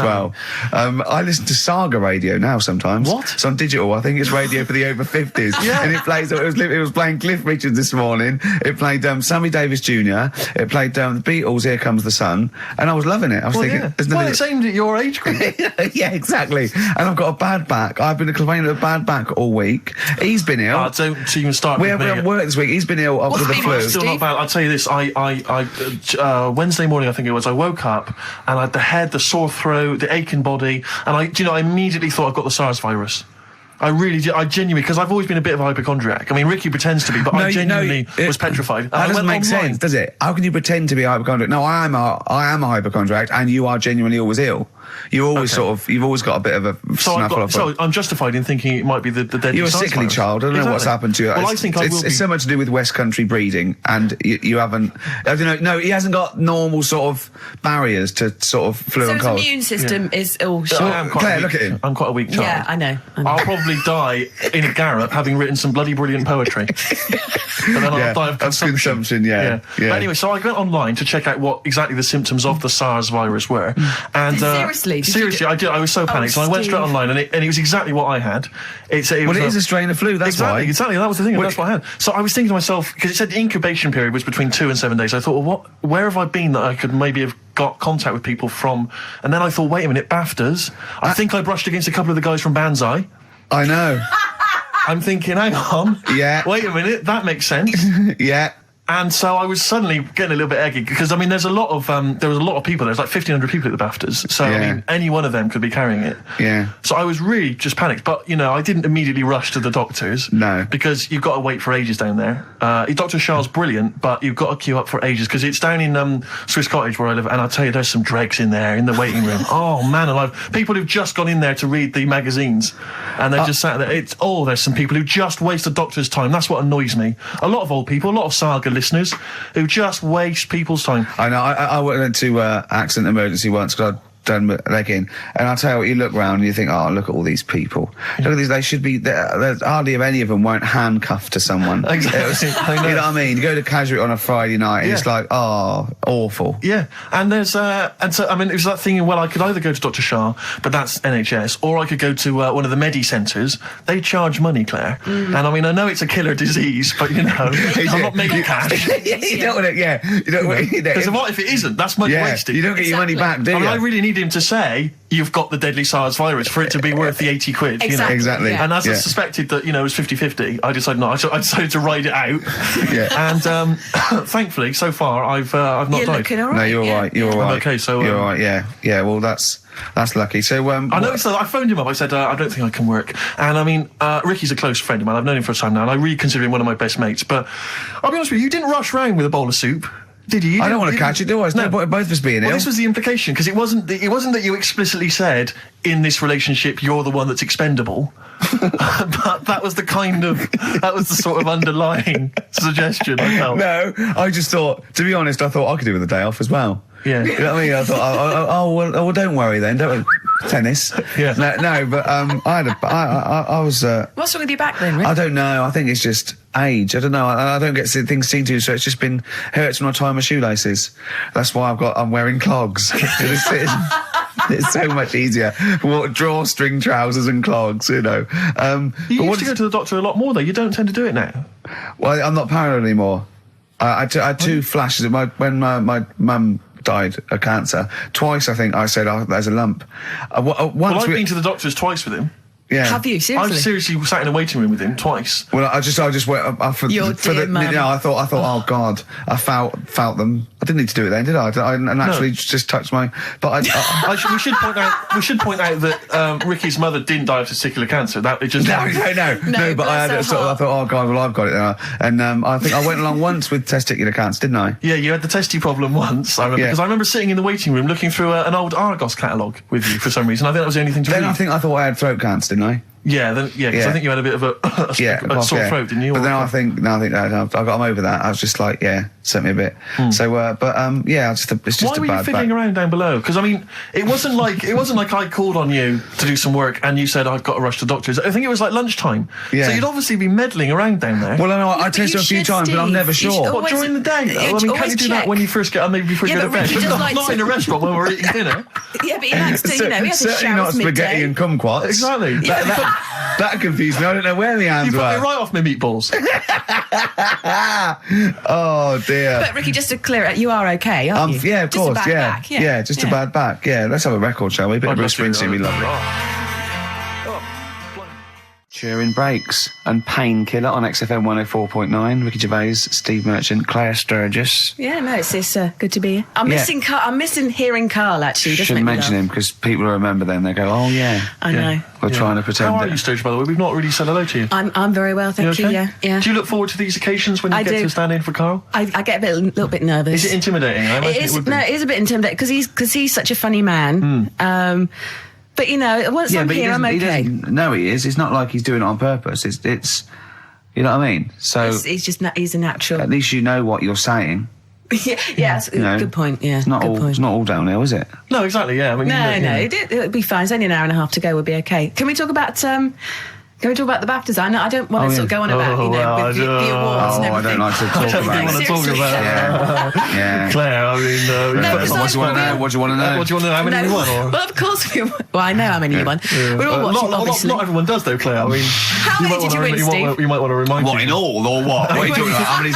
Do you mean this year It's and last? two or? now. Two last year. Four in all. So it's four. Yeah. Two of those are Ricky's, specifically his. Yeah. You know, No, Steve, what I really want to talk about was Ricky's white suit. Oh yeah. Okay. Well, listen. Classic. Well, let me explain. I said to him Wow. Never mind all that. One, it's actually I bought it for a photo shoot because I'm doing this thing. I've got a DVD coming out in October, and I'm doing a spoof of the front cover of Thriller. So I bought a white suit, and I Nice. got it right. And I thought, well, I might as well wear that then now and get it dry clean. I thought you blagged And it, you see, I this one. thought when I put it on, I looked a bit like Sean Connery as James Bond. Apparently, I looked like Tattoo from Fantasy Island. the little midget guy. Yeah. Sure. Which is, I did watch it back, and there are some resemblances. At one point, I did plan, which was I don't know why. Yeah. I thought. Well, when he suggested he was going to wear it, I said that's crazy. I said it's madness because I knew it would come back and haunt him. I got away with it though. Well, did you? No. I mean, what was it? I said to you, we were talking about it, and he said, Oh no! He said, "What are you wearing it with? A sort of white shirt and a white tie." I went, "No. I'll wear a black tie." He said, "Right." He went, "You should do it with the white shirt and the white tie." I said, "He went, do the whole Randall Hopkirk thing," and I went, "That's what I'm worried about." He went, "What? You're worried people think you're a ghost?" I mean, pathetic. I didn't think it was a good idea. I just love the way that if you're a celebrity, somehow you're allowed to wear nonsense, outrageous clothes because it's kind of expected of you because you're. But it wasn't mental. It wasn't like But there's Graham no- Norton going in curtains or Jonathan Ross dressing up as Lawrence Welland-Bowen. It was just a white suit. But it's just wasn't that it? thing of I am. It's cheeky Ricky Gervais here. Look what I'm wearing. I was worried there was going to be chocolate mousse though, Yeah. or Johnny Vegas was going to greet me and throw up immediately. Yeah. It was sort of like I had to keep away from people. And what you're sitting on. But I tell you what, I think it worked with Anne Robinson, didn't it? Do you think she did it? winked at you when you went. She liked you. She just can't stop that. She's made it into a catchphrase. But You made Yeah. her giggle like a little schoolgirl. I knew it was safe though to say that thing about her drinking because I'd done a non-broadcast pilot with her this year. For a friend was the producer, and it's a new show called Look Who's Coming to Dinner, and the premise is I choose sort of Right. 6 heroes that are alive, and so I knew it was all right. So I didn't just go out there and start insulting this poor middle-aged woman. That's I sort of okay. knew she could take a joke. She's all right. She's obviously she's not really like that. So yeah. No, but I loved the way she just giggled like a little girl. I think she was quite good, actually. I think it's better when I thought she's she sort was of ad-libbing. I don't think she's as good when she's sort of got lines and she's hitting marks. She's quite good when she's sort of, like when Peter Kay came on, she went, "Have you dyed your hair?" And he went, "Have I dyed my hair?" I said, "What sort of talk is that?" Which I thought was quite nice. Your quote was good though. What? When he went peace, or war. I just hate it when oh god, celebrities to get their political. I've got to say something political No, because that's there's all that suffering in the world, and I don't know. It's like those things you see in the papers where it's got general elections or war, and it's got a picture of Billie Piper, just a picture, and it goes Labour, or Yeah. it's got Ross Kemp. No to war. Yeah. But yeah. when would that be influential? No idea. It's sort of like you go, someone goes to what do you think of war? I go, well, I don't know. I've made your mind up.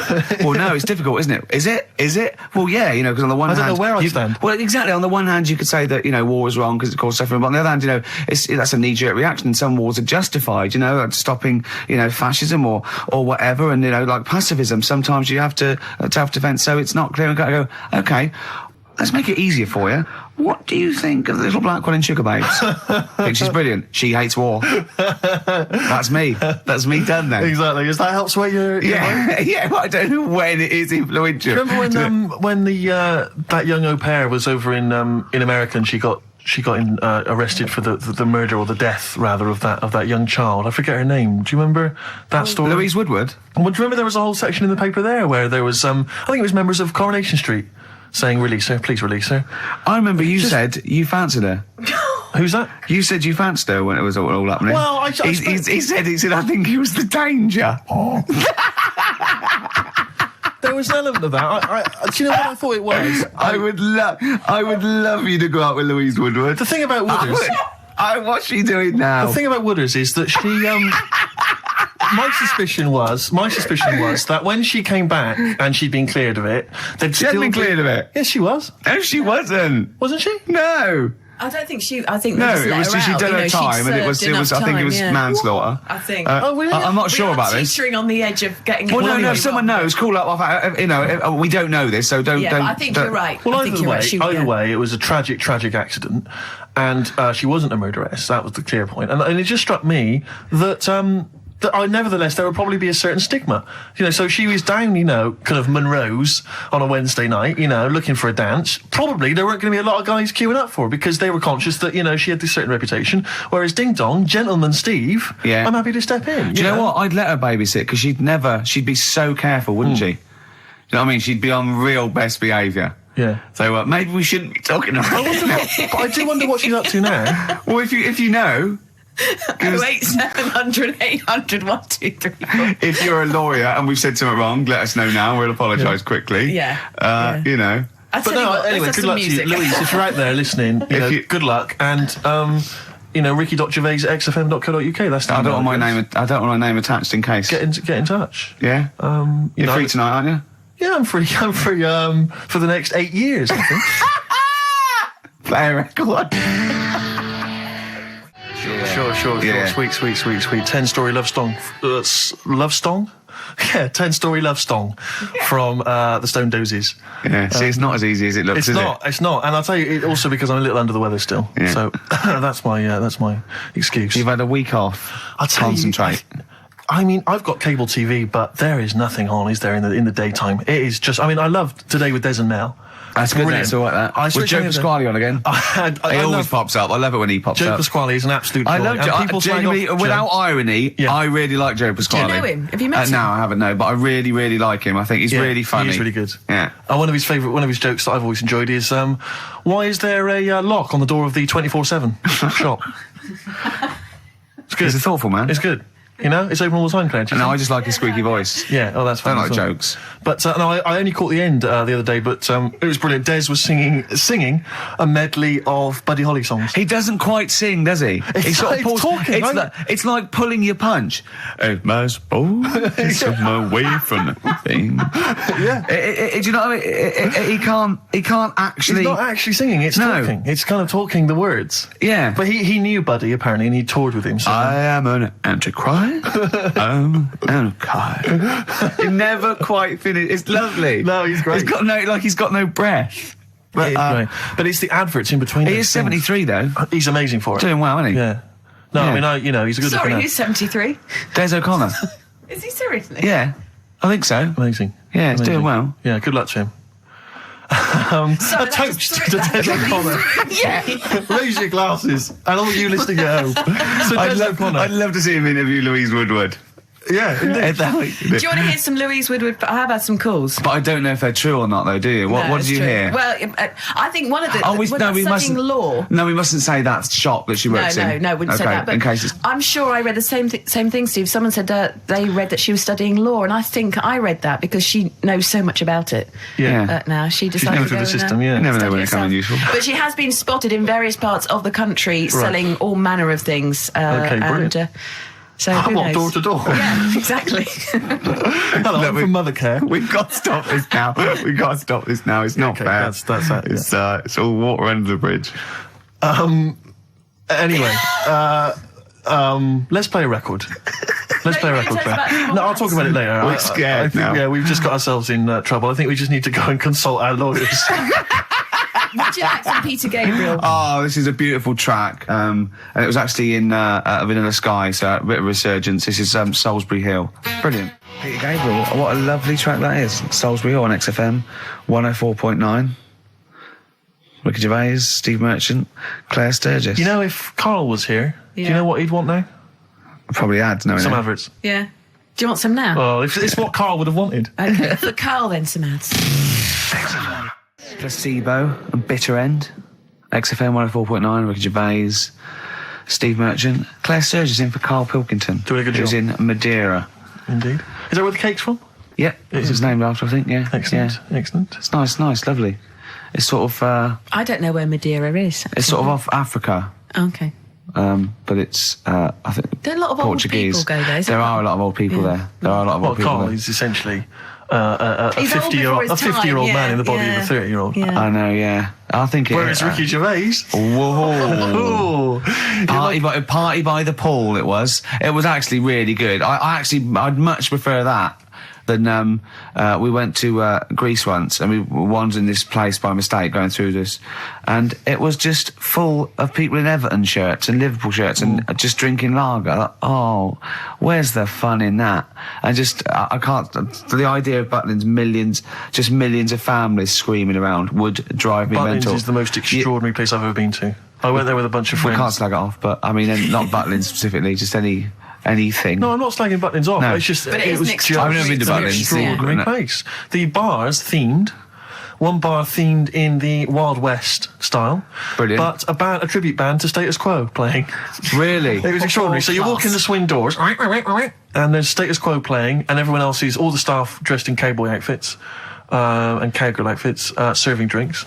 I've told you this before, but I sneaked into Butlins. We sneaked in one night, and we didn't know what was on, and they were serving lager and chips, and there's just loads of families and lots of northern men in short sleeve shirts and kids running around and stuff. And so they just arranged the chairs in the sort of dance hall, and they went, and now, ladies and gentlemen, the entertainment for this evening is David Copperfield, not the magician.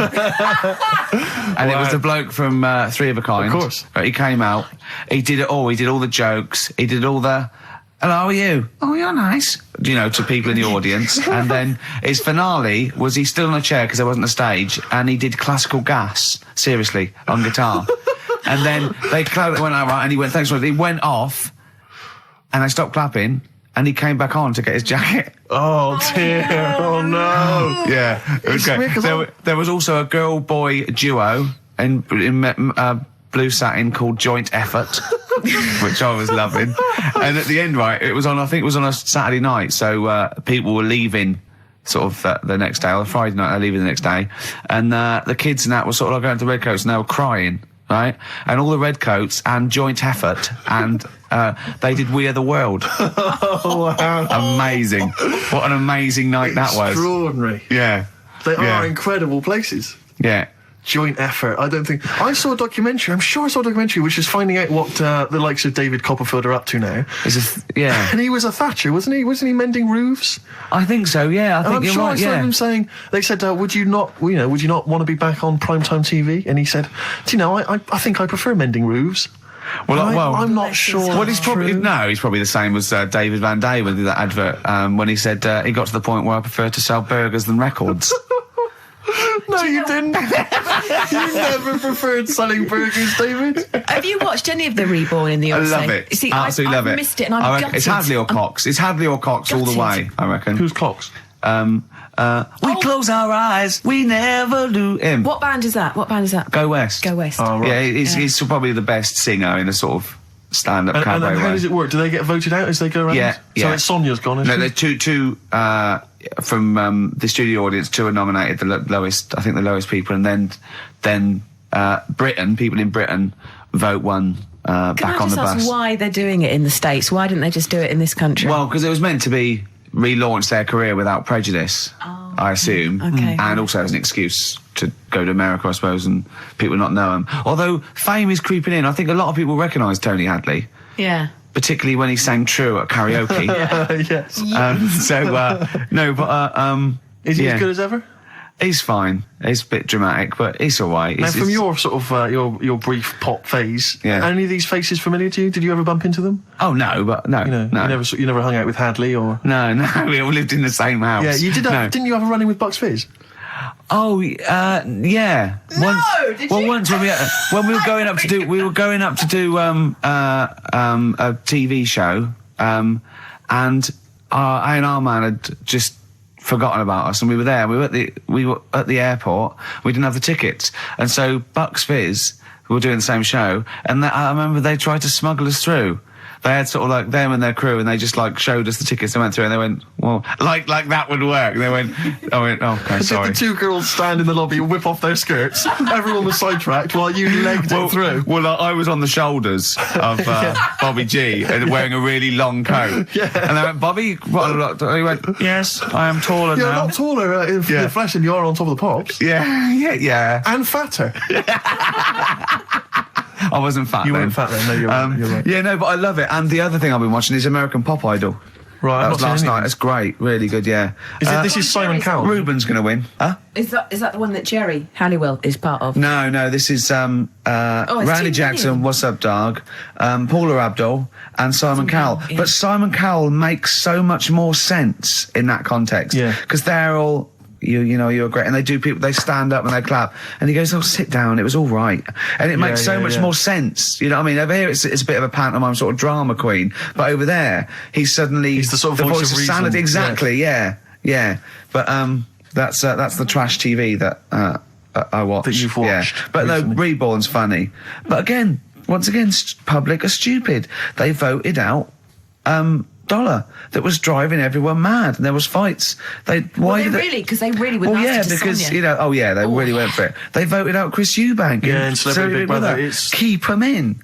I don't think the public should be allowed to vote on TV shows. I don't think they know what's best for them. It does strike me that, like, in the golden age of EastEnders, if people had said, "Do you want to vote out Dirty Dan?" they'd have gone, "Yeah, he's nasty." I know, yeah. It's that do you know what I mean? confusion either with entertainment and punishing people. Yeah, they should keep them in and then make them lose. Yeah.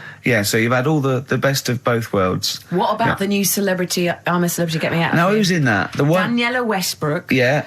Catalina, that model. Don't know her. Yeah, exactly. The one from- Anthony Worrell Thompson. Why? Why does he want You've got to? someone to cook, ain't you? Well, that that's one what the from girls are there Changing. for. Yeah, no, the girl from Changing Yeah, Rooms. Linda Barker. Yeah. Oh, Phil Tufnell. Who? Phil Tufnell, cricketer. I'm going to put some money on him to win. I reckon Yeah. he's going to win because apparently he's sort of funny and nice and everything. And yeah. Would you ever do any of those? celebrity Absolutely things? not. No. I genuinely think if you were in the Celebrity Big Brother house, immediately you would be voted voted out. out. Yeah. It would be before the public get a chance to vote. Yeah. The housemates would have got you out somehow. Yeah. They'd have Or got you they'd out. have left. Or they'd have left. Yeah, I they'd have might all walked out. win. I might win by default. They'd have all climbed over the roof like that Yeah. guy Sandy. Yeah. They'd have all climbed out like within the first 10 minutes. I saw Sandy the other day, actually. Doing his thing. Still on the run, is he? Just climbing over. It's over, Sandy. Get off my roof. I got really excited in Really? Selfridges. Does he look like a wombat up close? No, he's really good looking. Shut No, up. seriously. I saw him in the hat section at Selfridges because he's a personal shopper telling Yeah, them they well, look gorgeous. Jane went there specifically to meet Sandy. No, just did for like, she? yeah, yeah. I got really What, is excited. he working there? Yeah, he's a he always personal was. shopper. Yeah, Really? Yeah. Does he sign autographs and stuff? I'm sure. No, he he does. calls himself Alex now. What? Eh? Yeah, he's not allowed to call him Sandy. Selfridges wouldn't. What should we say and get him sacked? Get him voted out of the Selfridges Yeah. household. Oh, Why is he a dude. personal shopper? Yeah. That's just to me the epitome of indulgence. If you've got money to spend I on a would love personal to do shopper, that. Oh, I'd love to do that. man alive. No, you don't- is that someone who pushes your trolley? Is that how No, it you works? just say. Can I get one of those in Waitrose? No. It's like asking an assistant. You go, I need some black trousers and some brown shoes and this range. And they go, okay, and they go and get you a range, so you don't have to go. It's not like. Yeah, but I still someone, love it. Oh. Yeah. But you have to pay for it. It's not. No, you don't pay for the service. You pay for the clothes if you buy them. It's Really? not. Yeah, it's not like Well, me and the Steve could Lady do it Di later on having then. Harrods opened for her. So It's I could walk in there and get Sandy Of course from you Big could. Brother to just do Steve, some let's shopping do In for it. me. fact, I'd Let's love you do to. it. But could I get him, like, once he's finished in Selfridges, could he pop to the co-op for me? No, Or like he can't HMV? do that. No, he can't do that. What, seriously? So there'd be people queuing up, wouldn't there? Well, why? Selfridges, you can't. People don't go and shop in Selfridges for the sake of it to meet Sandy, do they? No, but to get a personal shopper, why wouldn't everyone have one? I don't understand why everyone wouldn't Well, do they it if they're not can. charging you for it. Oh, Steve, you and me later on. I'll tell you this, I don't think people realise that, Rick. He's going to be inundated now. You know, when you go to Selfridges, you will not be able to buy that suit you got for £97. It's a lot more expensive than that. What? You can't. $105? You can't get shoes for £29 in there. I'm not bothering. No, exactly. You see, worth that's where you're going to come unstuck. It's not worth I'd it. love a great record now, Claire. Okay. I'm going back to Bristol this weekend. Oh, yeah? I am going to be. I've got £100 to spend, so I'm looking to get a 3-piece suite, Yeah, dinner suit. yeah. Who knows wife. what- Possibly. I think my sister's back. Neil Young, Man Needs a Maid. What a great track that is. Well, we got some ads again, so don't worry about that. Oh, great. No, after that though, the brand new single from Radiohead. Okay. I'm excited. Yeah. Love Radiohead. I've not heard it yet. I'm sure it's wonderful. I haven't heard it yet, but wow. Imagine how disappointed. Imagine how disappointed I've been. It's not. You put your neck on the line. Yeah. And we got tickets to give away to a new Spike Lee film, which is we've both seen 25th Hour. That's good. Which is great. So look forward to that. Yeah. That's I'm all coming. Plus, I would imagine a bit more chit chat. A little chat and some other great records. Some Happy laughs. Easter. Yeah. Happy end. The new single from Radiohead. What do you make of it? I love Radiohead, so I'm prejudiced, and I like just about everything they do. I still play the Bends regularly. I had to replace it on CD because I wore it out. Really? I just think it's amazing. I think they're great. They're coming in, aren't they? Yeah, well, they're coming in a couple of times. I think Phil and Ed, two of my favourites, are doing Zoe in a few weeks. And I think Tom York is going to be doing John Kennedy on Exposure, doing one of those album playbacks where he comes and I talks think about each track. he's so shy as well. Yeah. He came into Uda once, and he was just so shy. He hated it all because people were looking at him. And he's great. He's brilliant. A toast. Funny little to fella. Radiohead. Yeah. Happy Easter, Tom, and all Easter. that. Don't eat too many eggs, boys. Oh, calm down, you crazy guys. No, we were talking earlier about the fact, because I've been ill this week, and so I've just been lying on the sofa, dosed up. I was a bit feverish as well in the week, and I at one point I had a real kind of movie. If I'm ill, I like to be like you're ill in the movies, and I was tossing and turning in bed. I had the fever. I was waking up. I was sweating, all sorts, and I keep waking up really early, and I'm sort of watching daytime TV for hours, and the adverts that you see in the daytime. I mean, because we do actually work. A lot of people think we just doss around all day, but we do actually work, and so I don't get to see TV in the day much. And the adverts, it's not adverts you see at night during. I know. They're incredible, and it's like. Was it for surgical stockings? Well, a lot of them are either aimed at people who basically are waiting to die. Right. It would seem. Or I love that advert. Waiting to die. Well, they are a bit like that. I mean, there's a couple. There's one with Christopher Timothy. He sat in a pub on his own, just having a pint in the afternoon. I think this was before he. Became a doctor. He's having a pint on his own, looking through the job He's had a ads. good career, any vet, doctor. I think he's always wanted to play a lawyer. Yeah, and he basically says in so many words, I can't remember it verbatim, but he basically says, you're probably getting on a bit. You're not going to be around forever. You could drop dead tomorrow. Have you made provisions for your children and your family and your wife? And I think you at home were supposed to go, oh Christ, I haven't. Oh, and I was feeling my testicles earlier. They are a bit lumpy. Yeah. Oh no. Or I had to bend down quite low to feel them. Exactly. So, I am getting on a bit. Exactly. In fact, what I do now is pull them towards me and kick them up like Beckham with a ball. Yeah. And on the way back down, I have a quick feel. Yeah. And or when the kids come to visit. Yeah. And stop playing with Grandad's testicles. Where have you put them? Where have you put them? We've put them on the mountain. Oh, you little devils, go on with you. Do you want a Werther's original? And that's another advert you see constantly, Werther's originals. So they've got those, and then they've got the adverts which I always love, which are adverts for any kind of Claims Direct or any of those things. It's just invariably there's a reconstruction of an accident that might have happened, someone tripping over a paving slab. There's one which is particularly chilling of a guy who I think he's with his kid watching football, and he's thinking to himself, I bet he's thinking, I wish I could join in. And it flashes back, and there he is up a ladder on a very shiny surface with no one supporting it, frankly. Which is asking for trouble. Yeah. Frankly, I blame him. Yeah. And then it topples for no reason. I don't know why it topples. Right. Wind, let's say. Yeah. Whenever I see it, I always think... I hope he never walks again. Well, he falls off it. Did he smash his face in? Did he fall on a spike? Because if he's going to go up that ladder on a shiny surface with no one holding it, right? Did he fall? Did he crack? Did he fall backwards on his head? The little... Worse still, Gervais. Right, did he do the splits and crush his nuts? No. Worse than that, he made a considerable lump sum of cash thanks to the efforts of one of those claims companies. Oh, no. All right. His negligence has seen him $3,000 richer. Steve, was there a yokel with a pitchfork looking up as he fell on it? Nothing. Oh, he fell off. I think he must have bruised his ankle or strained a ligament. That's not enough. That hasn't taught him anything. Well, it's not taught him a lesson. In fact, if anything, it has encouraged him to be more foolhardy in the future. Because if you're going to dish out $5,000 willy-nilly to these people, these lunatics, these oafs, these simpletons. Do you know one of my favourite adverts was the one in sort of the back of those glossy magazines you get given away, and there was always an old woman, and she'd fallen right in her front porch or whatever, and she was just reaching out, but she was too weak to reach the phone. So it was sort of like you carry a little button around with you that you press. Yeah. I love the idea of that. She looked so vulnerable. That was my. But I always feel with those kind of those claims adverts that it's almost like saying, I'm not going to say it explicitly. Here are some ideas for you. Paving slabs. Is there one near you? Could you have a little trip?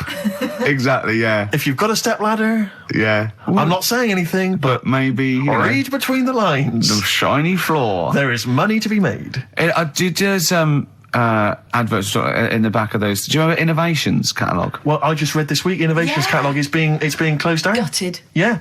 The Innovations catalogue, Gutted. it used to go to something like 50 million homes or something. I love the Innovations catalogue. You do think, well, I could do with that because I want. I've never thought that. I do. I want to spend money on an advantage in life, like I want the power packs and hoverboards and things that like to see through walls. Just for 1990, they don't work, do they? I bought oxygen.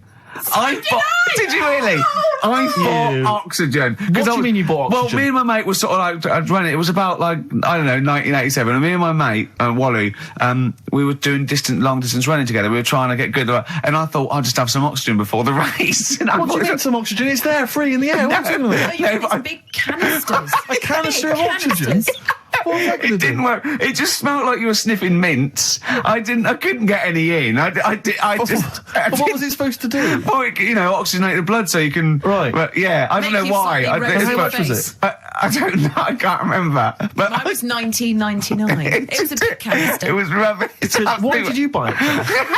I mean, he was at least doing a job. Doing a job. I was But it does seem to me training. that, because the problem with the innovations catalogue is that for the few idiots that buy stuff like you, there are hundreds, thousands who just look through it and laughed at the absurdity of, a motorised tie rack. I bought the I know, Abs yeah. Master. Who is so lazy that they need that? Yeah. Yeah, about that. The Abs Master. I worked for a while answering the mail, and opening the mail for a returns. It wasn't the innovations people, but it was if that's the kind of middle class version, this was a very much more working class thing. It was how to get hot dogs out of a tin and all the rest of it. And there was stuff in there was incredible. There was one item that was in the catalogue, and it was.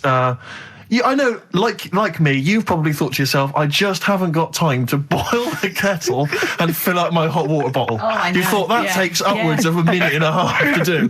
What I need is some kind of state-of-the-art kind of plastic container with some kind of blue gel inside, which I put in the microwave, and that heats up, right? So that was what this device was. You put it in the microwave, you buzz it in there for like 30 seconds, saving yourself, a minute of least, preparation yeah. time.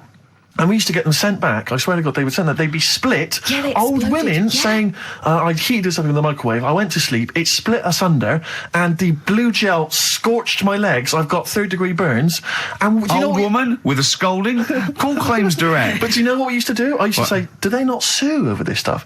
And they told me, they said, they never sue. They're not, they're old ladies. They don't realise they can sue. What we normally do is send them a replacement. So I'd have to send replacements back to these old women who had scalded their legs. We didn't even send them the money back. We just sent them a replacement. I mean, unbelievable. Unbelievable. Sometimes I always felt And a like new pair of tights, at least. at least. And sheets, bed sheets, yeah. Oh, dear. Imagine that, though. I did have an Abs Master, one of those things that, you try it on. Jane bought it for me for a birthday once.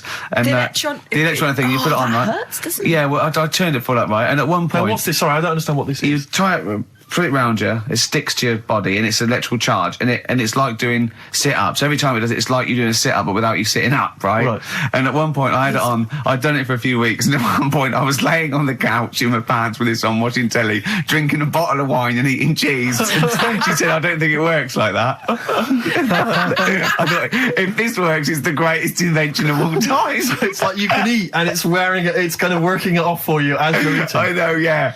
Oh, dear. if only. That'd be great. I did see one thing in one of those little magazines once, and this is hilarious, right? What it was, it's a bloke in a wheelchair, right?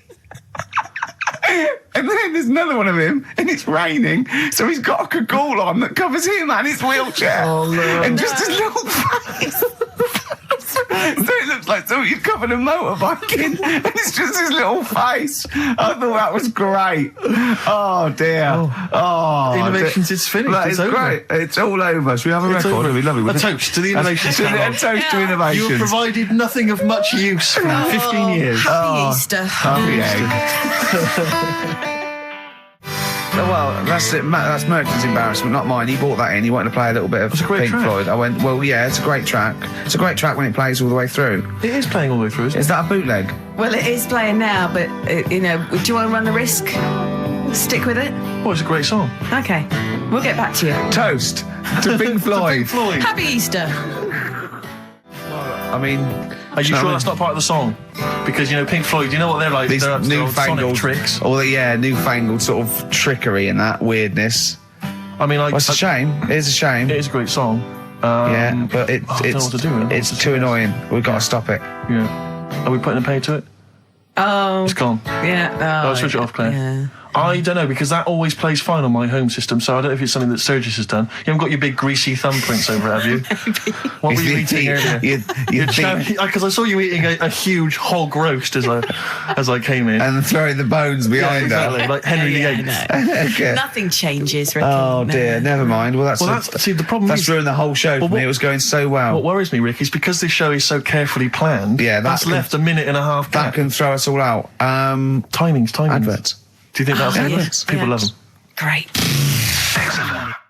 Forget about tomorrow. Wise words unless you're talking about pension plans. That's Feeder on XFM 104.9. Ricky Gervais, Steve Merchant, Claire Sturgis. Competition time. We haven't got the usual competitions of songs of phrase and monkey news and the other car nonsense. You know, I'm not. There's no cheapest chimps.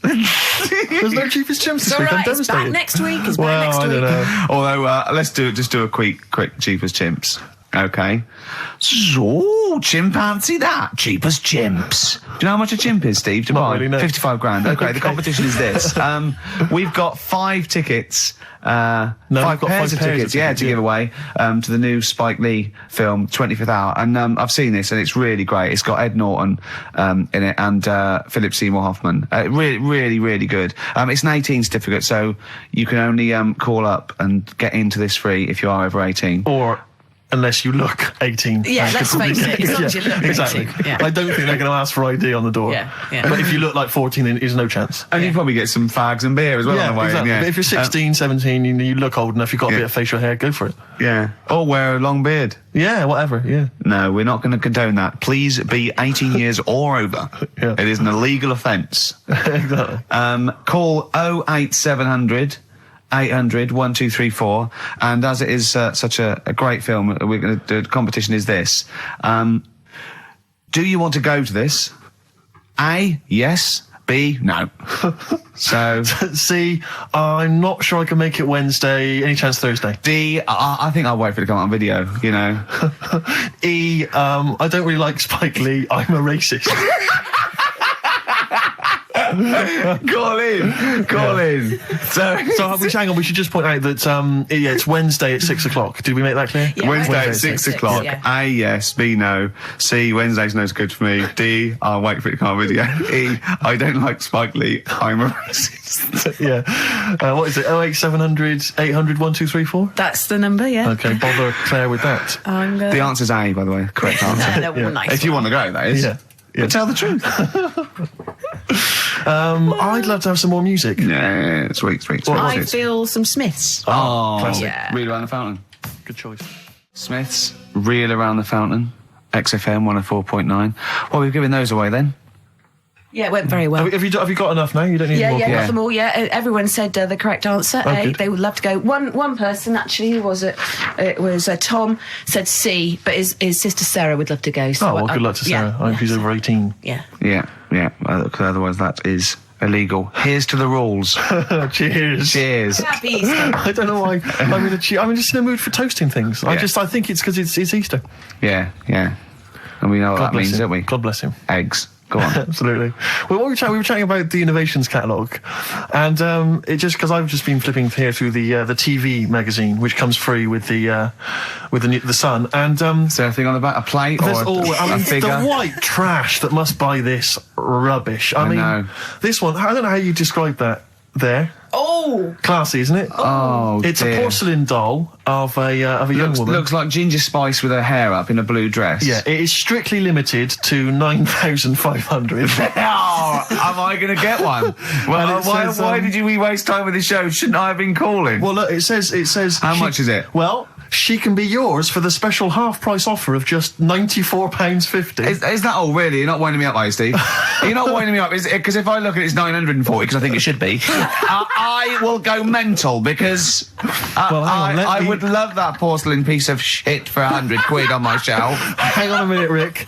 Let me just read you some of the write-up. Who buys that? They think it's art. It's classy. Well, hang on. I think this blurb will change your mind. Go on then. Okay, well, I'm just... Okay. Her name is quite simply Dearest Rose. I'll have it. And she's portrayed here holding a beautiful... Well, I mean, of course it's going to be Dearest Rose, isn't it? Let me read it, It's because not I going to be... Her name is Bert. Dearest Rose is portrayed here holding a beautiful bouquet of roses given to her by her lover. She has gently plucked some of them and placed them in her chestnut hair. Oh, She is wearing a gown. Oh, that's filthy. She is as well. She's stuffing them up. on her head. All right, go on. She is wearing a gown of beautiful turquoise silk. Her skirt flows to the floor, and from beneath it, you can see her dainty shoe just peeping out, decorated with a tiny handmade rose. That is brilliant. And it is beautiful, and it's and you can pay £9.45 a month for 10 months. Yeah. And that can be yours. And I think you'll agree, it is just beautiful. I mean, the best one I've ever seen, there was one that was a doll, right, like a realistic doll, you know, a horrible, scary doll, and it was something like, you know, £100, and it said, "Call your family and tell them it's a girl." And I just imagined this 45-year-old woman with bunches and rouge on her hair, still dressed in her ballerina outfit, going, "I've had a baby, mother." "You haven't?" "I have, it's a bloody baby." "Why do you hate me?" "It's a doll." "Why do you hate me?" I mean, I know. What sort of people are they preying on? Well, there was I've one. just had a baby. Sorry? Call the doctor. Call the doctor. Don't call the doctor. I've had a bloody baby. Well, I remember seeing one which just was extraordinary. I mean, again, I'm thinking specifically of the people that buy it. It was about 3 foot tall. Yeah. It was, I think, again, made of porcelain or possibly plastic. It was a baby. It was like a kind of 1-year-old baby. Like, that was the design. Wearing a Harley Davidson biker outfit. The leather cap, the jacket, the nappy. Rather like Marlon Brando did in The Wild Bunch. Unbelievable. Oh, dear. I mean, the scum. I saw recently, flipping through one, it was wedding rings. There was a selection of exclusive wedding rings. Imagine getting down on one knee and giving your beloved a themed Lord of the Ring wedding ring. Oh, that is brilliant. Will you be my wife? Better still, my troll. Oh, dear. The scum that must be that they're preying on, like you say. I mean, unbelievable. It's those sort of houses that I remember going into as a child sometimes when you met a friend from school and you'd go into their house and it was like a shrine. I remember some people kept the polythene on their 3-piece suite. Yeah. There was some when you weren't allowed in the front room. Like we couldn't go in the front room. And it's sort of, you look around and there's all these dolls and that, and it's just like, oh God, scary. What in God's name happens in this house after dark? You know what I mean? But the people who keep the polythene on their sofas, it's like, who are you waiting for? What day are you going to use this? Because I'll tell you this, the Queen's never coming to tea. Tony Blair's not going to pop in unannounced covered in grease. No, exactly. In dungarees. Exactly. I won't sit down. You can sit down. Yeah. You can sit down, Tony. I've been waiting for 40 years. Look, I've had a baby. It's not a real baby. It is a baby. Is this door locked? Why do you hate me? Oh, dear. God. Call your friends and tell them it's a girl. So if you're one of the scum that have ever bought anything from one Trash. of those, normally you'll get maybe commemorative plates. I know. I'll tell you what, if I ever win the lottery, I'm going to buy all them up. Yeah. I'm going to buy all them up in one foul swoop. Well, there was That'll be one, amazing. I think it was Cliff Richard. It was a commemorative plate of Cliff Richard. That'd be great. It said, "Cliff never ages. Cliff never ages, and neither will this." Really? Did it say that? Yeah. Tell your friends and tell you've married Cliff Richard. Yeah. Look, I've married... It's a plate. It's not a plate. I sleep with it. I've married Cliff Richard. Do you remember that mental case that was thought she was married to Mike Reed? No, I don't remember that. Oh. No, I do. Now, is this Mike Reed, the former DJ, or Mike Reed, the entertainer stroke actor? It's former DJ. And it had a shot of her just prancing around in the nude with a feather boa on, saying, I'm married to Mike Reed or something. Wow. She was obsessed with him. That's libelous. I mean, is she still looking for a fella? Or? Yeah. Oh, what would you do? Imagine you were in a love triangle between her me and Louise Woodward. Oh, right, okay. Who would you? And they were fighting over you. And I think they can both get pretty violent. Yeah. I mean, if you know, fight. I mean, no, but I mean, I'm not. I don't Well, know I'll tell you that. what I do. I do what any gentleman would do in that situation, and I'd let them wrestle it out, nude, in a hotel room. They just see how they get let's on. have a record. Sorry to call the lawyers and tell them it's a girl. Clocks, Coldplay, XFM 104.9. In fact, can I just plug something? Go on. Because you can hear Coldplay live tonight from 7 o'clock, the whole Earl's Court gig on XFM from 7. Blimey. Yeah. It's not bad. Yeah. To Coldplay. To Coldplay. Happy Easter. Happy egg. Well, that's about it from us, isn't it? We got, to be honest, I didn't miss Carl at all. I didn't miss Carl. In fact, I felt we worked harder. We did a better show without him. I think he's dead wood. Well, I think that we should, tell him that we don't need him. If he turns up, it's fine. If not, you know what I mean? Yeah. Because that will wind him up. Oh, he'd be livid. If you could send, could you send Carl emails saying, to Ricky or someone, because he gets all those, doesn't he? Or to Carl, saying the show was better without Carl. Yeah. Can you please do that for us? We'll tell him the truth. He'll hear it. He'll come back and hear it. So we know it's a wind-up. But I just want to see his crushed little face Monday. Is if you can send as many emails as possible saying this show was better without Carl, I will be grateful. And I promise I'll tell him the truth next week. Do you think I can do that for us? I think so. Is it carl.pilkington@xfm.co.uk? Yeah. And it's Carl with a K. Yeah, Carl with a K. And send some to me, because he'll read those next week as well. Yeah, ricky.gervais@xfm.co.uk. Yeah, In just say fact, it was... send some to me as well. And Yeah, pass them and on, just pass them on, yeah. And to the head of XFM. Oh, what's his? yeah. What's his one? Yeah. Because he won't get in trouble, because obviously Andrew's listening, so he know it's a joke. But Andrew.phillips@xfm.co.uk. in fact, could you send a marketing load? manager Charlotte Susan at Yeah, XFM. Andrew.phillips, Yeah. just saying, it's so much better without Carl, because it's got a bit self-indulgent. He just does his same old stuff about Auntie Nora farting, and it's not big and it's not clever, and the man's a fool. Yeah, So if you do something like that, make stuff up as well. Thanks very much. Happy egg. Happy egg indeed. Can I just end with a tune? Yeah, absolutely. Ed Harcourt. I don't know if you've listened to his current album. Yeah, but new there's album sounds good. some nice treats on there. And this is one called The Birds Will Sing For Us. It's a nice way to end. See you later. Cheers. Happy Easter. Do the email thing. Egg.